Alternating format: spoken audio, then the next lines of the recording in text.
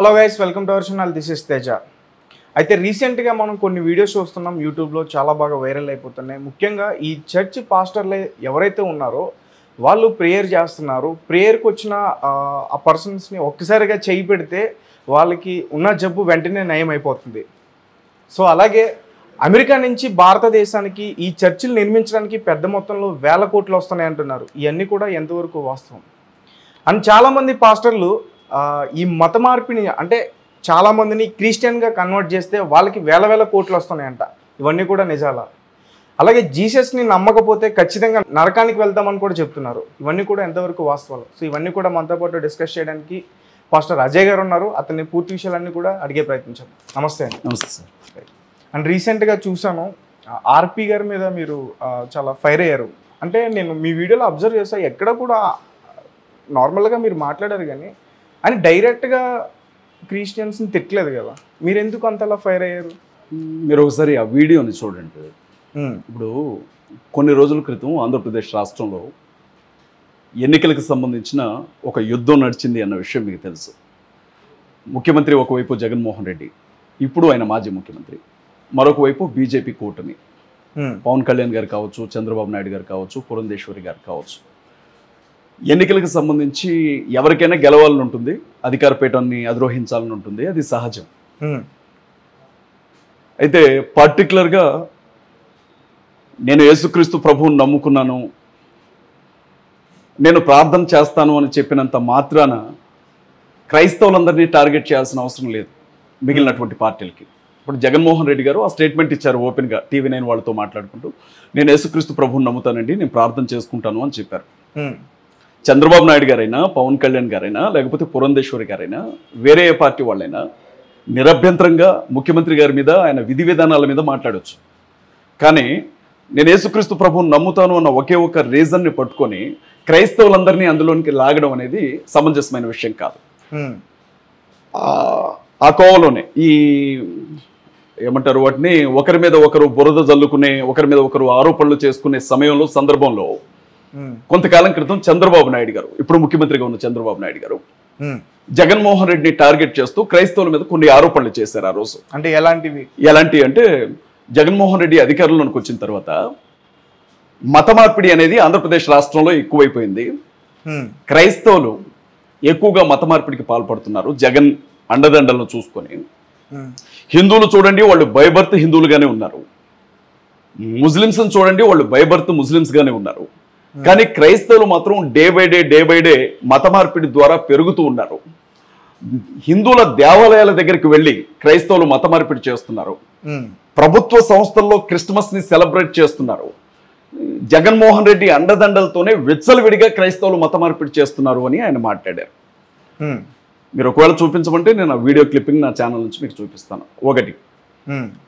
రెండవది, గౌరవనీయులు పవన్ కళ్యాణ్ గారు కూడా మాట్లాడుకుంటూ, ఎక్కడో ఒక చోట చెరువు దగ్గర, నది దగ్గర క్రిస్టియానిటీలో ఉన్నటువంటి వ్యక్తులు బ్యాప్టిజం తీసుకుంటున్నటువంటి ఒక సందర్భాన్ని వీడియోను చూపిస్తూ, జగన్మోహన్ రెడ్డి అధికారంలోకి వచ్చిన తర్వాత పుష్కరాల ఘాట్ల దగ్గర, అలాగే నదుల దగ్గర విచ్చలవిడిగా మత మార్పిళ్ళు చేస్తున్నారు, హిందూ ధర్మాన్ని వీళ్ళు నాశనం చేస్తున్నారు అని మాట్లాడాడు పవన్ కళ్యాణ్ గారు. ఈ కూటమి ఏర్పడ్డ తర్వాత హీట్ పెరిగేటప్పుడు, ప్రతిరోజు వాదోపవాదాలు పెరిగేటప్పుడు కొంతమంది స్టేజ్ ఆర్టిస్టులు కూడా ఎంటర్ అయ్యారు ఇందులోకి. అందులో కిరాయ్ కార్పి గారు కూడా పరకాయ ప్రవేశం చేశారు రాజకీయాల్లోనికి. జబర్దస్త్లో ఆయన మంచి ఆర్టిస్ట్, నేను ఇష్టపడతాను ఆయన్ని. ఆయన ఎంత వల్గర్గా కామెడీ చేసినా చూస్తాం, కామెడీ చేస్తున్నాడు కదా అని ఫీల్ అయ్యి ఆయన ఏదో ఒక ఛానల్, మేబీ అది ఏదో ఛానల్ అండి, అది ఒక ఛానల్లో ఇంటర్వ్యూస్ ఇవ్వడం స్టార్ట్ చేశాడు. అందులో భాగంగా ఆయన మాట్లాడుకుంటూ తిరుమల తిరుపతి దేవస్థానం గురించిన ఒక చర్చ వచ్చింది, 7 కొండల గురించి. ఆ 7 కొండల మీద అన్యమతస్థులకు సంబంధించిన సంఖ్య పెరుగుతోంది అని మాట్లాడారు. అన్యమతం అని అంటే మేము స్పందించేవాళ్ళం కాదు, కానీ క్రిస్టియానిటీకి సంబంధించిన వాళ్ళని దాదాపు 20 నుంచి 25 వేల మందిని తిరుపతి కొండల మీద దింపాడు జగన్మోహన్ రెడ్డి అన్నారు. ఒకవేళ 5 సంవత్సరాల కాలంలో 20-25 వేల మందిని ఎంప్లాయ్మెంట్ ఇచ్చేంత మరి తిరుపతి కొండల మీద ఉందేమో నాకు తెలియదు ఆ విషయం. ఒకవేళ మీరు చెప్తే నేను తెలుసుకుంటాను. జగన్మోహన్ రెడ్డి సీఎంగా బాధ్యతలు తీసుకుని 5 ఏళ్ళు మాత్రమే ఉన్నాడు. ఆయన ఏమి 20 ఏళ్ళ ముఖ్యమంత్రి కాదు, 30 ఏళ్ళ ముఖ్యమంత్రి కాదు. 5 ఏళ్ల కాలంలో అసలు ఉద్యోగాలే లేవు అని ఏడుస్తూ ఉంటే 25,000 మందిని ఓన్లీ తిరుపతి కొండల మీద ఉద్యోగస్తులుగా అతను తీసుకొచ్చి పెట్టాడు అని అంటే ఈ వీడియో ఏంటో చూడాలనిపించింది మాకు. ఆ తర్వాత అతను మాట్లాడుకుంటూ తిరుపతి కొండలు అనేవి చాలా ప్రాధాన్యత కలిగినవి, భక్తిపరంగా చాలా ఇంపార్టెన్స్ ఉంది దానికి అని అన్నాడు. దాన్ని నేను ఒప్పుకుంటాను. ఇక ఆ తర్వాత అతను చేసిన వ్యాఖ్యలను బట్టి మేము రియాక్ట్ కావాల్సి వచ్చింది. అతను ఏమన్నాడంటే క్రైస్తవుల గురించి మాట్లాడుతూ తిరుపతి కొండల మీద గుట్కా తినేవాళ్ళు కనబడుతున్నారు అన్య మతస్థులు, తిరుపతి కొండల మీద మందు తాగే వాళ్ళు కనపడుతున్నారు అన్య మతస్థులు, తిరుపతి కొండల మీద సిగరెట్లు తాగుతున్నారు అన్య మతస్థులు. అంతవరకు ఎందుకండి, తిరుపతి కొండల మీద జగన్మోహన్ రెడ్డి పుణ్యమా అని చెప్పి ఒక లిక్కర్ షాప్ పెట్టుకొని తాగడానికి కూడా సిద్ధపడిన వాళ్ళు ఉన్నారు, అక్కడ సెటిల్మెంట్లు చేస్తున్నారు, తిరుపతి కొండల్ని పూర్తిగా దిగజార్చారు ఈ క్రైస్తవులు అనుకుంటూ మాట్లాడాడు. ఆ వీడియో క్లిప్పింగ్ మీరు చూడొచ్చు. చూసాను నేను. సమాధానం చెప్పాలి కాబట్టి ఇప్పుడు నేనేమంటానంటే జగన్ గారితో మీరు మాట్లాడండి, మీతో జగన్ గారు మాట్లాడతారు, అది క్రైస్తవులకు సంబంధం లేని విషయం. క్రిస్టియానిటీని ఎందుకు లాగుతున్నారు మధ్యలోనికి?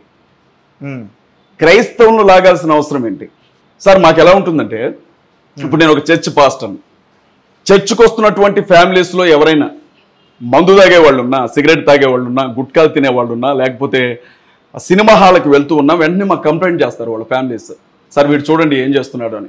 మేమంటాం మీ అమ్మగారు మీ నాన్నగారు దేవుని నమ్ముకున్నారు, నీకేం పని రా ఇది, బుద్ధి లేదా నీకు అని చెప్తాం మేము.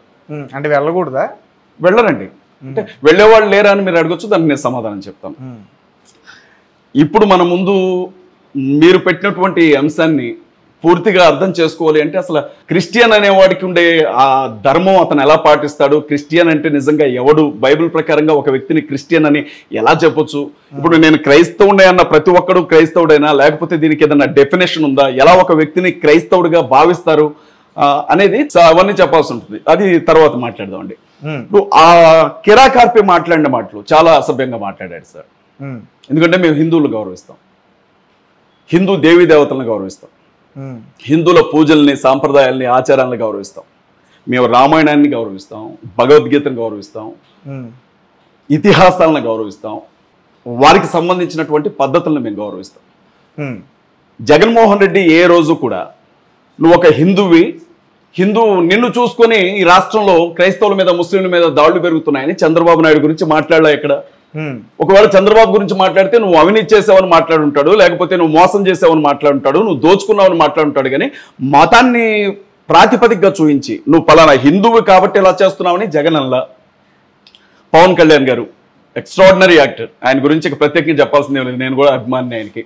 అయితే పవన్ కళ్యాణ్ జగన్ గురించి మాట్లాడాడు, జగన్ పవన్ కళ్యాణ్ గురించి మాట్లాడారు, వారు వ్యక్తిగత విషయాలు కూడా మాట్లాడుకున్నారు. కానీ పవన్ని నువ్వు పలానా మతానికి చెందిన వ్యక్తివి పవన్ కళ్యాణ్ గారు మీరు, కాబట్టి మీరు ఇలా బిహేవ్ చేస్తున్నారు, మీ ప్రవర్తన ఇలా ఉంది. ఇప్పుడు 3 పెళ్లిళ్ళ గురించి ఆయన పదే మాట్లాడుతూ ఉంటాడు, నాకు 4వ పెళ్లి కూడా అయింది, నువ్వే నా పెళ్ళమని ఏనంటూ ఉంటాడు, మాట్లాడుకుంటా ఉన్నారు. వ్యక్తిగత విషయాలు కూడా మాట్లాడుకున్నారు తప్ప ఏ రోజు హిందూయిజం గురించి జగన్ మాట్లాడలే. పవన్ హిందూయిజం గురించి కానీ, చంద్రబాబు హిందూయిజం గురించి కానీ, పురంధేశ్వరి హిందూయిజం గురించి కానీ మాట్లాడలే. పోగా ఆయన నరేంద్ర మోడీ గారికే సపోర్ట్ చేశారు ఎన్నికల సమయంలో. అంతకు ముందు పార్లమెంట్ లో అవిశ్వాస తీర్మానం పెట్టినప్పుడు ఆయన అసలు మతం గురించి మాట్లాడినప్పుడు ఆయన కూడా అనేక సందర్భాల్లో ఇప్పుడు స్వరూపానంద స్వామి దగ్గరికి వెళ్ళి కాళ్ళ దగ్గర కూర్చుంటాడు, పరిపూర్ణానంద స్వామి దగ్గర కాళ్ళ దగ్గర కూర్చుంటాడు, లేకపోతే ప్రత్యేకంగా హోమాలు జరిపించాడు, అలాగే గుడులకు వెళ్తాడు, గోపురాలకు వెళ్తాడు. ఆయన మేము అసలు క్రిస్టియన్ గా చూడం, మేము అసలు జగన్ని. సంబంధం లేని విషయం అది, క్రైస్తవులకి ఆయనకి సంబంధం లేని విషయం. ఏమనుంటే ఆయనతో మాట్లాడాలి. కానీ ప్రతి ఒక్కడు కూడా క్రైస్తవులను లాగడం, క్రిస్టియానిటీని లాగడం, మత మార్పిడి చేస్తున్నారు అని అంటాం, లేకపోతే మతం పేరుతో ఇష్టం వచ్చినట్లుగా ప్రవర్తిస్తున్నారు అని అంటాం. మరి బాధ అనిపిస్తుంది కదండి. దానికే కిరా కార్పేకి సమాధానం చెప్పాల్సి వచ్చింది. రైట్. అయితే కిరా కార్పేకి చెప్పే సమాధానంలోనే నేను ఒక క్లిప్ చూసాను. అంటే రెడ్ లైట్ ఏరియాలో ఎక్కువగా ఎవరుంటారు అనేది మీరు వివరించారు. అంటే ఒకసారి క్లిప్ ప్లే చేస్తాను, ప్లే చేయండి ప్లీజ్. ఎవరైనా ఒక్క క్రైస్తవుడు సినిమా థియేటర్ లో కనబడితే అతన్ని బయట నుంచి ఎవరైనా ఇంకొక క్రైస్తవుడు చూస్తేనే ప్రాణం పోయినట్లుగా అనిపిస్తుంది ఆ థియేటర్కి వెళ్ళేవాడికి. అరే బార్ రెస్టారెంట్ దగ్గరికి వెళదాం పద, ఆ బార్ షాప్ లో కూర్చొని మందు తాగుతున్న వాళ్ళందరినీ కూడా నిలవబెట్టి మీలో ఎంతమంది క్రైస్తవులు ఉన్నారు, మీలో ఎంతమంది హిందువులు ఉన్నారు అని అడుగు. నీ కళ్ళకు పట్టిన పొరలు మొత్తం అప్పుడే రాలిపోతాయి. వ్యభిచార గృహాల దగ్గరికి వెళదాం పద. ఇక్కడి నుంచి వినండి. వ్యభిచార గృహాల్లో రెడ్ లైట్ ఏరియా నేనే కదా మాట్లాడి ఒళ్ళ ముక్కులే వారిని నేను చెప్తాను మిగతాది. కాల్ గర్ల్స్ దగ్గర ఉన్నోళ్ళందరినీ పట్టుకుని మీరు ఎవరిని పూజిస్తారా, మీరు హిందువులా క్రైస్తవులా అని అడుగుదాం. అక్కడ నీకు ఎవరు కనపడతారో చూస్తే ఈ ఫిల్మెంట్ ఏమైనా వెలుగుతుందేమో. అప్పుడు పాన్ షాపుల దగ్గర నిలవబడు. గుట్కాలు కుంటున్న వారందరినీ కూడా ఒకరోజు అబ్జర్వ్ చేసి ఆ గుట్కాలు తీసుకుని నవ్వులుకుంటూ వెళుతూ ఉంటారు చూడు నోట్లో. అంటే ఈ వ్యభిచార గృహాల్లోని ఈ రెడ్ లైట్ ఏరియాలో ఎక్కువగా ఎవరు ఉంటారు అడుగుదాం అని చెప్పేసి మీరు అన్నారు. నాకు అది అర్థం కాలే ఇప్పటికీ. నేను చెప్తాను ఏ ఉద్దేశంతో చెప్పాలనుకున్నాను, నేను ఏ ఉద్దేశంతో చెప్పాలనుకున్నాను నేను క్లియర్గా చెప్తాను. రెండవది, ఆ వీడియోలో ఉన్న ప్రతి మాటకి నేను కట్టుబడి ఉన్నాను. నోరు జారి ఏది అనలేదు, అనుకోకుండా ఏది అనలేదు. అన్న మాటలు నేనే అన్నాను, ఉద్దేశపూర్వకంగానే అన్నాను. అండం అనుకున్న నాకున్న ఉద్దేశాలు నాకున్నాయి. మీరు అడిగిన ప్రతిదానికి నేను సమాధానం చెప్తాను. ఓకే, నా ఇష్యూ కదా. అయితే కిరాకార్పి క్రైస్తవుల మీద పెద్ద ఎత్తున 4 విషయాల్లో ఆరోపణ చేశాడు. అతనికి సంబంధం లేని విషయం. అతనేమో గుడి పూజారి కాదు, లేకపోతే మసీదులో మౌలానా కాదు, చర్చిలో పాస్టర్ కాదు, అతను క్రిస్టియన్ కాదు. అతను స్పష్టంగా హిందుత్వానికి సంబంధించినటువంటి ప్రతినిధిగా తను ప్రొజెక్ట్ చేసుకుంటూ పవన్ కళ్యాణ్ గారి దయ కోసం, చంద్రబాబు నాయుడు గారి దయ కోసం ప్రాకులాడుతున్నటువంటి వ్యక్తి. ఎందుకంటే సినీ ఫీల్డ్లో ఎక్కువగా నారా నందమూరి వారి కుటుంబం ఒకటి, కొణిదెల వారి కుటుంబం ఒకటి, పూర్తిగా వారి చేతుల్లో ఎక్కువగా అవకాశాలు ఉంటాయన్న విషయం మీకు తెలుసు, మేము చెప్పాల్సిన అవసరం లేదు. ఇతను ఒక జబర్దస్త్ ఆర్టిస్ట్. మేడం అనేవాడు రోజా గారిని. ఆమెను గురించి కూడా ఎలా మాట్లాడాడో మనం చూసాం. అంటే సందర్భం వచ్చింది కాబట్టి దొంగ నటులన్నీ పక్కన పెట్టి ఒరిజినాలిటీని బయటికి తీసుకొని వచ్చారు. సరే, వీళ్ళు ఎలా అయినా చావనండి బ్రదర్, మాకు సంబంధం లేదు. కానీ క్రైస్తవులు గుట్కాలు నవ్వులుతున్నారు అని చెప్పాడు. అది తిరుమల కొండ మీద. తిరుమల కొండ మీద గుట్కాలు నవ్వులుతున్నారు, మేము క్రైస్తవులు, మేము ఇక్కడ గుట్కాలు మేము నవ్వులుతున్నాం. మీరు వెళ్ళారు సార్, తిరుమల కొండ మీదకి వెళ్ళారు. అక్కడ ఎవడో పనికిమాలినాడు, వాడు ఎవడైనా కావచ్చు, గుట్కా నవ్వులుకుంటూ కనపడ్డాడు. వాడు వచ్చి వీడికి చెప్పాడా, నేను క్రైస్తవునండి, యేసుక్రీస్తుని నమ్ముకున్నాను, కేవలం తిరుమల తిరుపతి పవిత్ర దేవస్థానానికి ఉన్న పవిత్రతను దెబ్బతీయడానికి ఇక్కడ గుట్కా నవ్వులుతున్నాను, అందుకోసమే గుట్కా తింటున్నాను ఇక్కడికి వచ్చాను వీడికి చెప్పాడా. 2, సిగరెట్ తాగుతున్నా అన్నాడు. సేమ్ అప్లై అవుతుంది ఇది. నేను క్రైస్తవునండి, కేవలం వెంకటేశ్వర స్వామి వారి సన్నిధానాన్ని అపవిత్రపరచడానికే సిగరెట్ తాగుతున్నాను అని చెప్పాడు వాడు వీడికి. మందు గురించి మాట్లాడాడు. ఇంతకుముందు కూడా కొన్ని సందర్భాల్లో కాటేజెస్లో విన్నాను, నాకు పూర్తిగా తెలియదు, అక్కడ ఏదో తప్పు జరుగుతుంటే పట్టుకున్నారు అన్న మాటలు విన్నాం. ఇతను ఎవరు, cinema hero brother, cinema hero కాదు, మంచి నటుడు అతను. 40 years ఇండస్ట్రీ అంటుంటాడు కదా చంద్రబాబు గారి లాగా. వెనక నుంచి వచ్చి ఎవరినో పట్టుకున్న సందర్భాల గురించి మాట్లాడుకుంటూ అప్పుడు ఆయన మేబీ టీటీడీకి సంబంధించి ఏదో పదవిలో ఉన్నట్లున్నాడు, ఛానల్కి సంబంధించి. ఆయన క్రైస్తవుడా? అక్కడ ఏదైతే జరుగుతుందో దాన్ని కేవలం ఇక్కడికి క్రైస్తవులు వచ్చే ఇవన్నీ చేస్తున్నారని వీడు ఎలా చెప్తాడు సార్? ఎలా మాట్లాడతాడు? క్రిస్టియానిటీలో అలాంటివి అనుమతించిందా బైబిల్ గ్రంథం? క్రైస్తవులు యాక్సెప్ట్ చేస్తారా దాన్ని? బైబిల్లో ఎక్కడైనా క్రైస్తవులు ఇలా చేయొచ్చు అని రాస్తుందా? ఇలా చేసి క్రైస్తవులుగా పిలిపించుకున్న వాళ్ళు ఎవరైనా కొత్త నిబంధన గ్రంథంలో ఉన్నారా? కొని దాన్ని క్రిస్టియానిటీకి మూల పురుషుడు, క్రైస్తవ్యాన్ని భూమి మీద నిలబెట్టినటువంటి క్రీస్తు అంగీకరిస్తారా దాన్ని?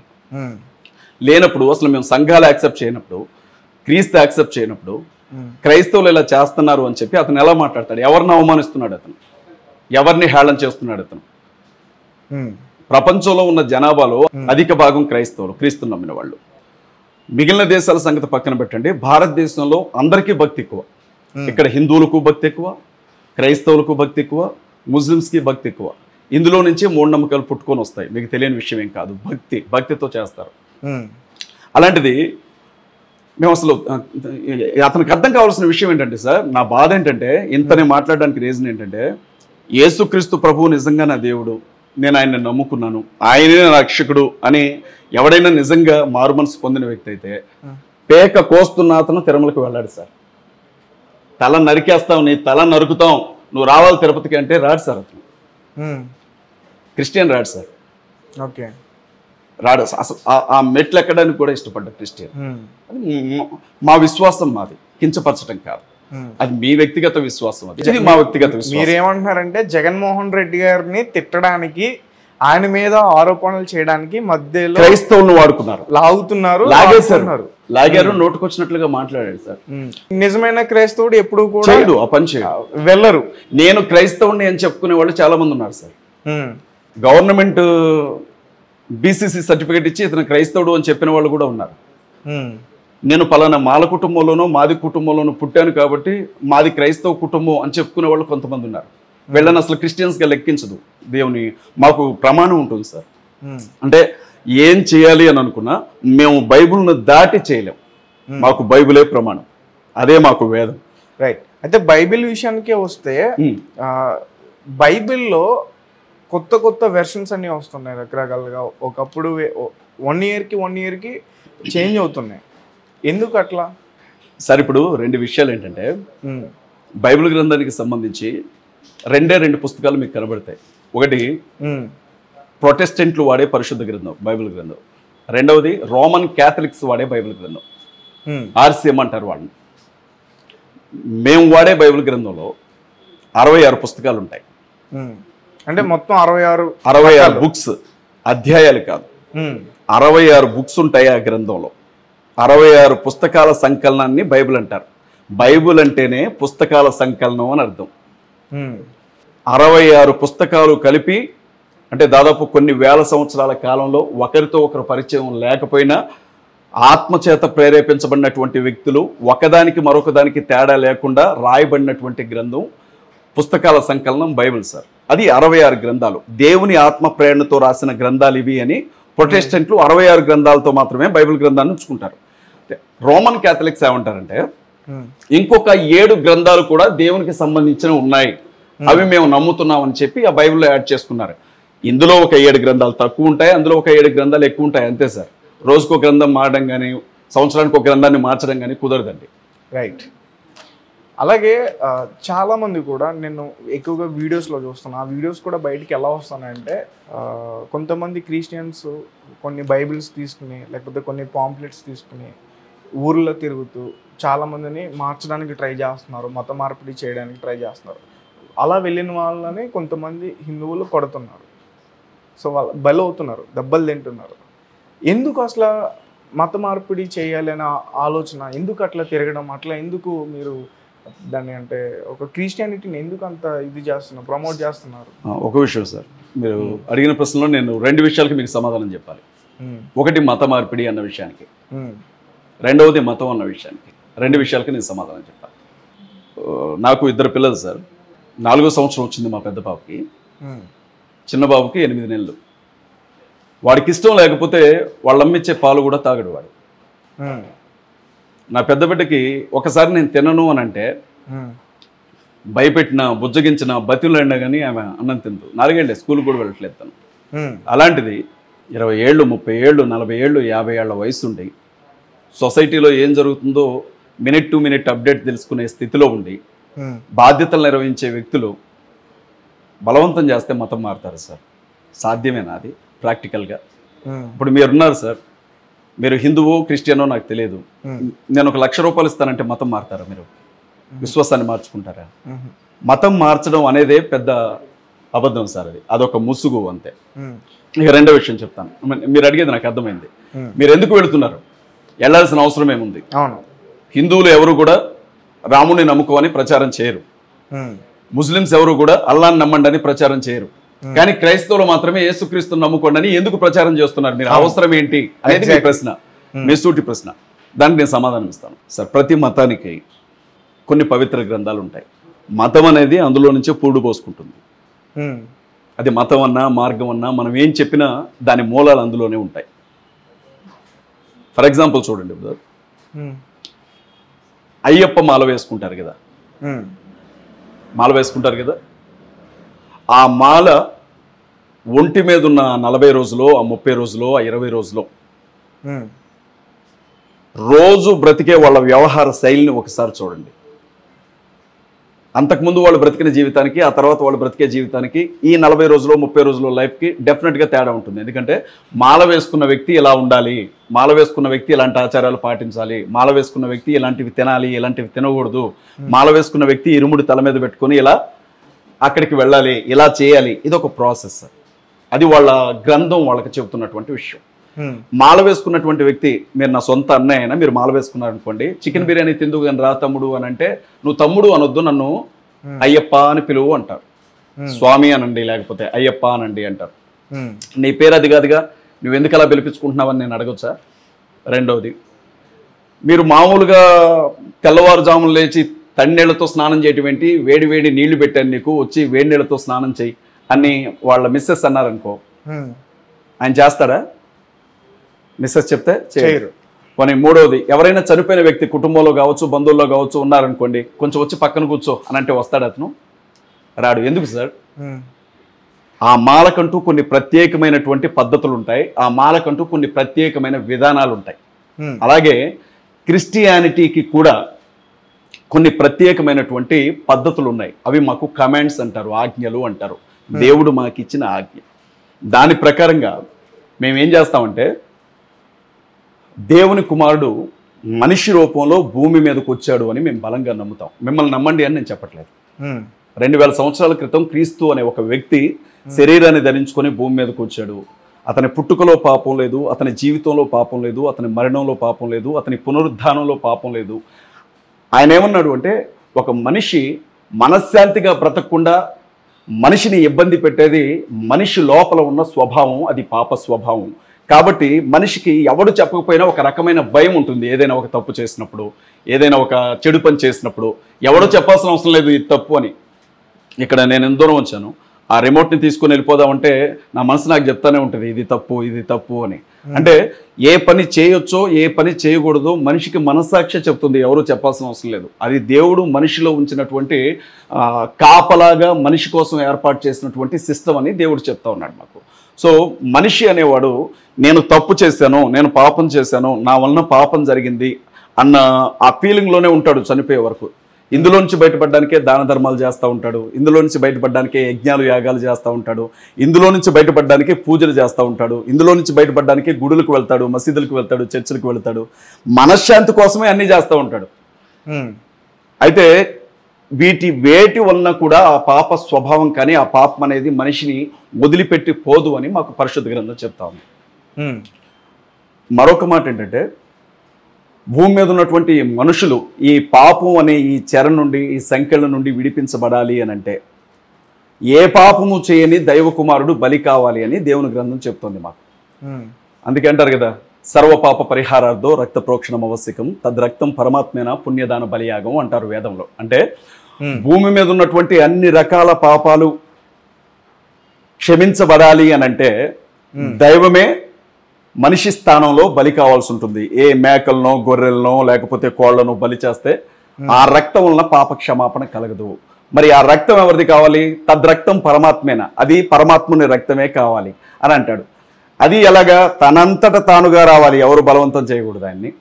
తనంతట తానుగా బలై తిరిగి లేచి వెళ్ళిపోవాలి. దానికి ఉన్నటువంటి అర్థం అది. యేసుక్రీస్తు ప్రభు దైవ కుమారుడిగా మేము నమ్ముతాం, మిమ్మల్ని నమ్మని నేను మళ్ళీ చెప్పట్లేదు. ఆయన తన బలిదానం ద్వారా చిందించినటువంటి పాపం లేని రక్తం ఎవరైతే నమ్ముతారో ఇది పాపం లేని రక్తం అని, అతనికి పాప క్షమాపణ దొరుకుతుంది అని దేవుని వాక్యం చెప్తుంది. చెబుతూ ఆయన ఏమంటాడంటే, చనిపోయి తిరిగి లేచి 40 రోజులు భూమి మీద నుండి వెళ్ళిపోయే సమయంలో సర్వ సృష్టికి మీరు వెళ్ళండి, భూలోకంలో ఉన్న ప్రతి దేశానికి, ప్రతి మనిషి ఉన్న ప్రతి స్థలానికి వెళ్ళండి, నేను వచ్చానని చెప్పండి.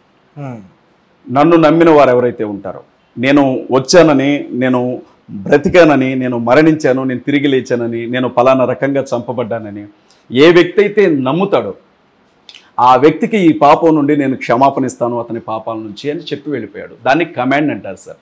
బైబిల్లోనే మాకు అతిపెద్ద ఆజ్ఞ అది. కాబట్టి మేమేం చేస్తామంటే, మీరు ఇక్కడ కూర్చున్నారు కదా, యేసుక్రీస్తు ప్రభు నిజంగా భూమి మీదకి శరీరధారిగా వచ్చాడు.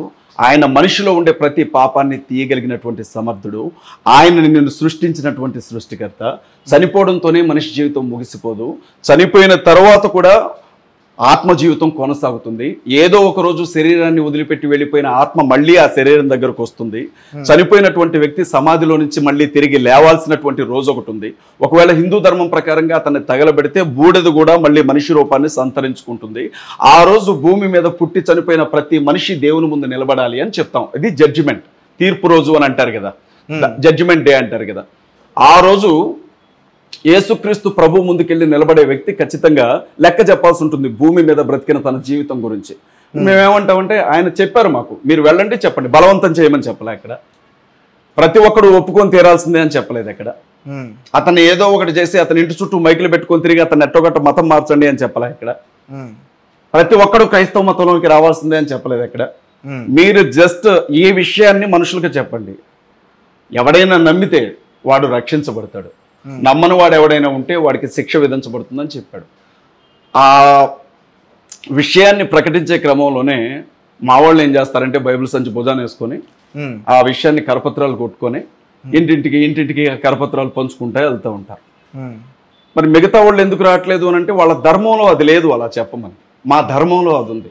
అయ్యప్ప స్వామికి మాలంత పవిత్రమైందో మాకు మా ధర్మం కూడా అంతే పవిత్రమైంది కదా. మీరు నల్ల వస్త్రాలు ఎందుకు వేసుకుంటున్నారు మీరు అని మేమంటే బైర్నరేషన్ కొట్టినట్లు కొట్టరా రోడ్ల మీద ఉరికిచ్చి? మరి మీరెందుకు సువార్త ప్రకటిస్తున్నారు అని మమ్మల్ని ఎలా అడుగుతారు?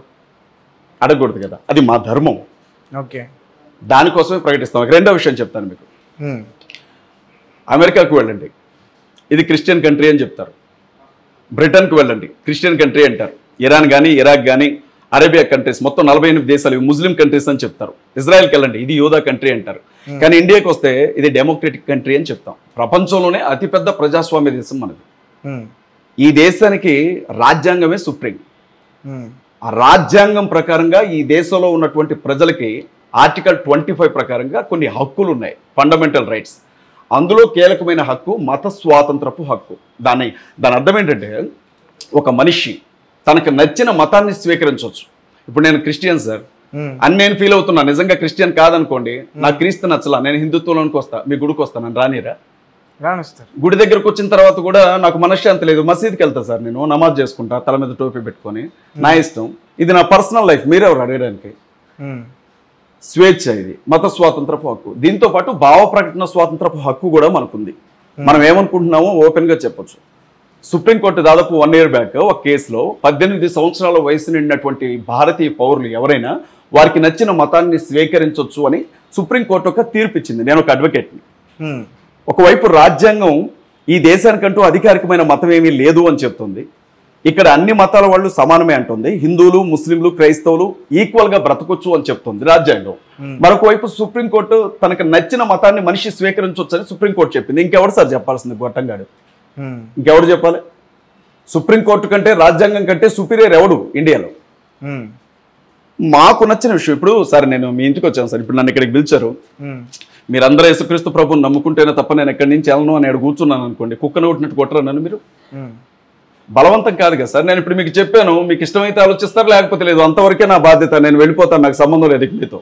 ఇప్పుడు మీకు నచ్చలా, నాకు నచ్చలేదు బ్రదర్, ఇంకోసారి చెప్పొద్దు అనొచ్చు కదా మీరు, మీకు భావ ప్రకటన స్వాతంత్రం ఉంది. లేదు నేను మీ ఇంటికి వచ్చాను, ఇంటికి వచ్చి కరపత్రం తీసుకోండి అన్నాను, వెంటనే మీరు రా బ్రదర్ కూర్చో అని చెప్పి రాముడి గురించి 4 మాటలు చెప్పరు, అది నేను వింటా కదా. క్రీస్తు గురించి చెప్పావు కదా, నేను రాముడి గురించి చెప్తాను 4 మాటలను, ఈ రామాయణం చదవరా నీ బతుకు బాగుపడిద్దని ఇవ్వచ్చు కదా. వాడు తీసుకుని అన్నాడా? నాకు స్వేచ్ఛ ఎలా ఉందో రిజెక్ట్ చేసే స్వేచ్ఛ అలాగే ఉంది, నీ రిలీజియన్ గురించి మాట్లాడే స్వేచ్ఛ నీకు అంతే ఉంది కదా. మరి దీన్ని మత మార్పిడి ఎలా అంటారు? మత మార్పిడి అన్న పదమే తప్పు. ఫస్ట్ దీన్ని లీగల్ లాంగ్వేజ్ ఒప్పుకోవద్దు. దీన్ని మత మార్పిడి అంటే ఏదో తెలుసా బ్రదర్? దేన్ని మత మార్పిడి అంటారో చెప్తాను. ఈ మధ్య కాలంలో కొంతమంది పాస్టర్స్ వాళ్ళ బిలీవర్స్ని తీసుకొని కరపత్రాలు తీసుకొని ఊరూరా వెళ్ళి కరపత్రాలు పంచుతూ ఉన్నారు. కొంతమంది టీమ్ అక్కడికి వచ్చేసారు, మా ఊర్లోనికి మిమ్మల్ని ఎవడరా రమ్మంది అని అడిగారు. అక్కడ ఉండే వాహనాల మీద రాళ్ళు విసిరారు, స్త్రీలని కొంచెం అసభ్యంగా మాట్లాడారు. వాళ్ళు కూడా సేమ్ ఇదే ఫీలింగ్లో ఉన్నారు, మత మార్పిడి చేయడానికి వచ్చారు వీళ్ళు, మా ఊరు మొత్తాన్ని మార్చేస్తారు అని. పాస్టర్స్ని బలవంతంగా తీసుకొని హనుమంతుని ఆలయంలోనికి తీసుకెళ్లారు, హనుమాన్ టెంపుల్లోనికి తీసుకొని వెళ్ళి పాస్టర్స్ అందరినీ కూడా హనుమాన్ టెంపుల్లో కూర్చోబెట్టి జై శ్రీరామ్ అనుకుంటా, జై బోలో హనుమాన్కి అనుకుంటా, పాస్టర్ల నుదుటి మీద బలవంతంగా బొట్టు పెట్టుకుంటా బైబుల్ని తీసుకొని మురికి కాలంలో విసిరేశారు. దాన్ని మత మార్పిడి అంటారు సార్. అది కూడా మత మార్పిడి అనలేము, ఎందుకంటే పాస్టర్ బయటికి రాగానే మళ్ళీ బైబిల్ పట్టుకుంటాడు. అసలు శాశ్వతంగా మారితే కదా అది మత మార్పిడి అనడానికి. 5 నిమిషాలు జరిగేదాన్ని మత మార్పిడి అనలేము, దాన్ని బలవంతం చేయడం అని అంటాం. మీరు గమనించాల్సిన విషయం ఏంటంటే దాదాపు భారతదేశంలో 12 రాష్ట్రాల్లో మత మార్పిడి పేరుతో నిరోధక బిల్లులు తీసుకొని వచ్చారు. ఉత్తరప్రదేశ్ లాంటి రాష్ట్రంలో వాళ్ళ బైబుల్ పట్టుకొని బోర్డర్ దాటుతున్నట్లు కనబడితే అరెస్ట్ చేసి మాఫియా కేసులు పెడుతున్నారు. గ్యాంగ్స్టర్ కేసుల కింద దాదాపు 724 మంది జైళ్లలో మగ్గుతున్నారు ఉత్తరప్రదేశ్లో పాస్టర్స్. 12 రాష్ట్రాలు బ్యాప్టిజం ఇవ్వడానికి వీల్లేదు. చర్చికి వచ్చే వాళ్ళకి పెళ్లిళ్ళు చేయాల్సింది పాస్టర్సే కదా, పూజారులు చేయరు కదా. పాస్టర్స్ పెళ్లి చేయడానికి కూడా లైసెన్స్లు ఇస్తారు గవర్నమెంట్ నుంచి. లైసెన్స్లు అన్ని రద్దు చేశారు. ఇవాళ చర్చికి వచ్చే పిల్లలకి పాస్టర్స్ పెళ్లి చేసే అవకాశం లేదు. ఇంట్లో ప్రేయర్ జరుగుతుంటాయి, ఈవెన్ ఇంట్లో ప్రేయర్ జరుగుతుంటాయి, పక్కింటి వాళ్ళు కంప్లైంట్ చేస్తాయి, ఆ ఇంట్లోనికి వచ్చి వాళ్ళని తీసుకెళ్లి జైల్లో పెడుతున్నారు. ఎన్ని ప్రార్థనా మందిరాలు తగలబడ్డాయో, ఎన్ని ప్రార్థనా మందిరాలను కూల్చారో, ఎంతమంది చచ్చిపోయారో పాస్టర్స్, నిర్దాక్షిణంగా ఎంతమందిని చంపారో నా దగ్గర డేటా ఉంది సార్.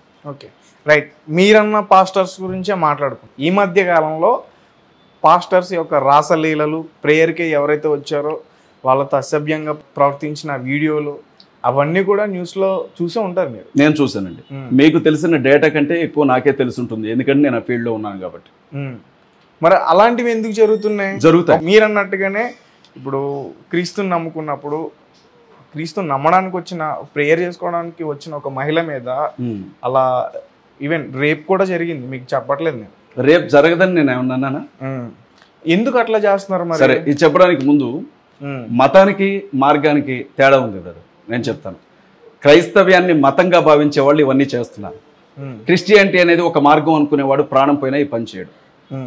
ఈ రెండింటికి డిఫరెన్స్ ఏంటి బ్రదర్ అని మీరు అడగచ్చు. There is slight difference between religion and road. చిన్న తేడా ఉంది రెండింటికి మధ్య.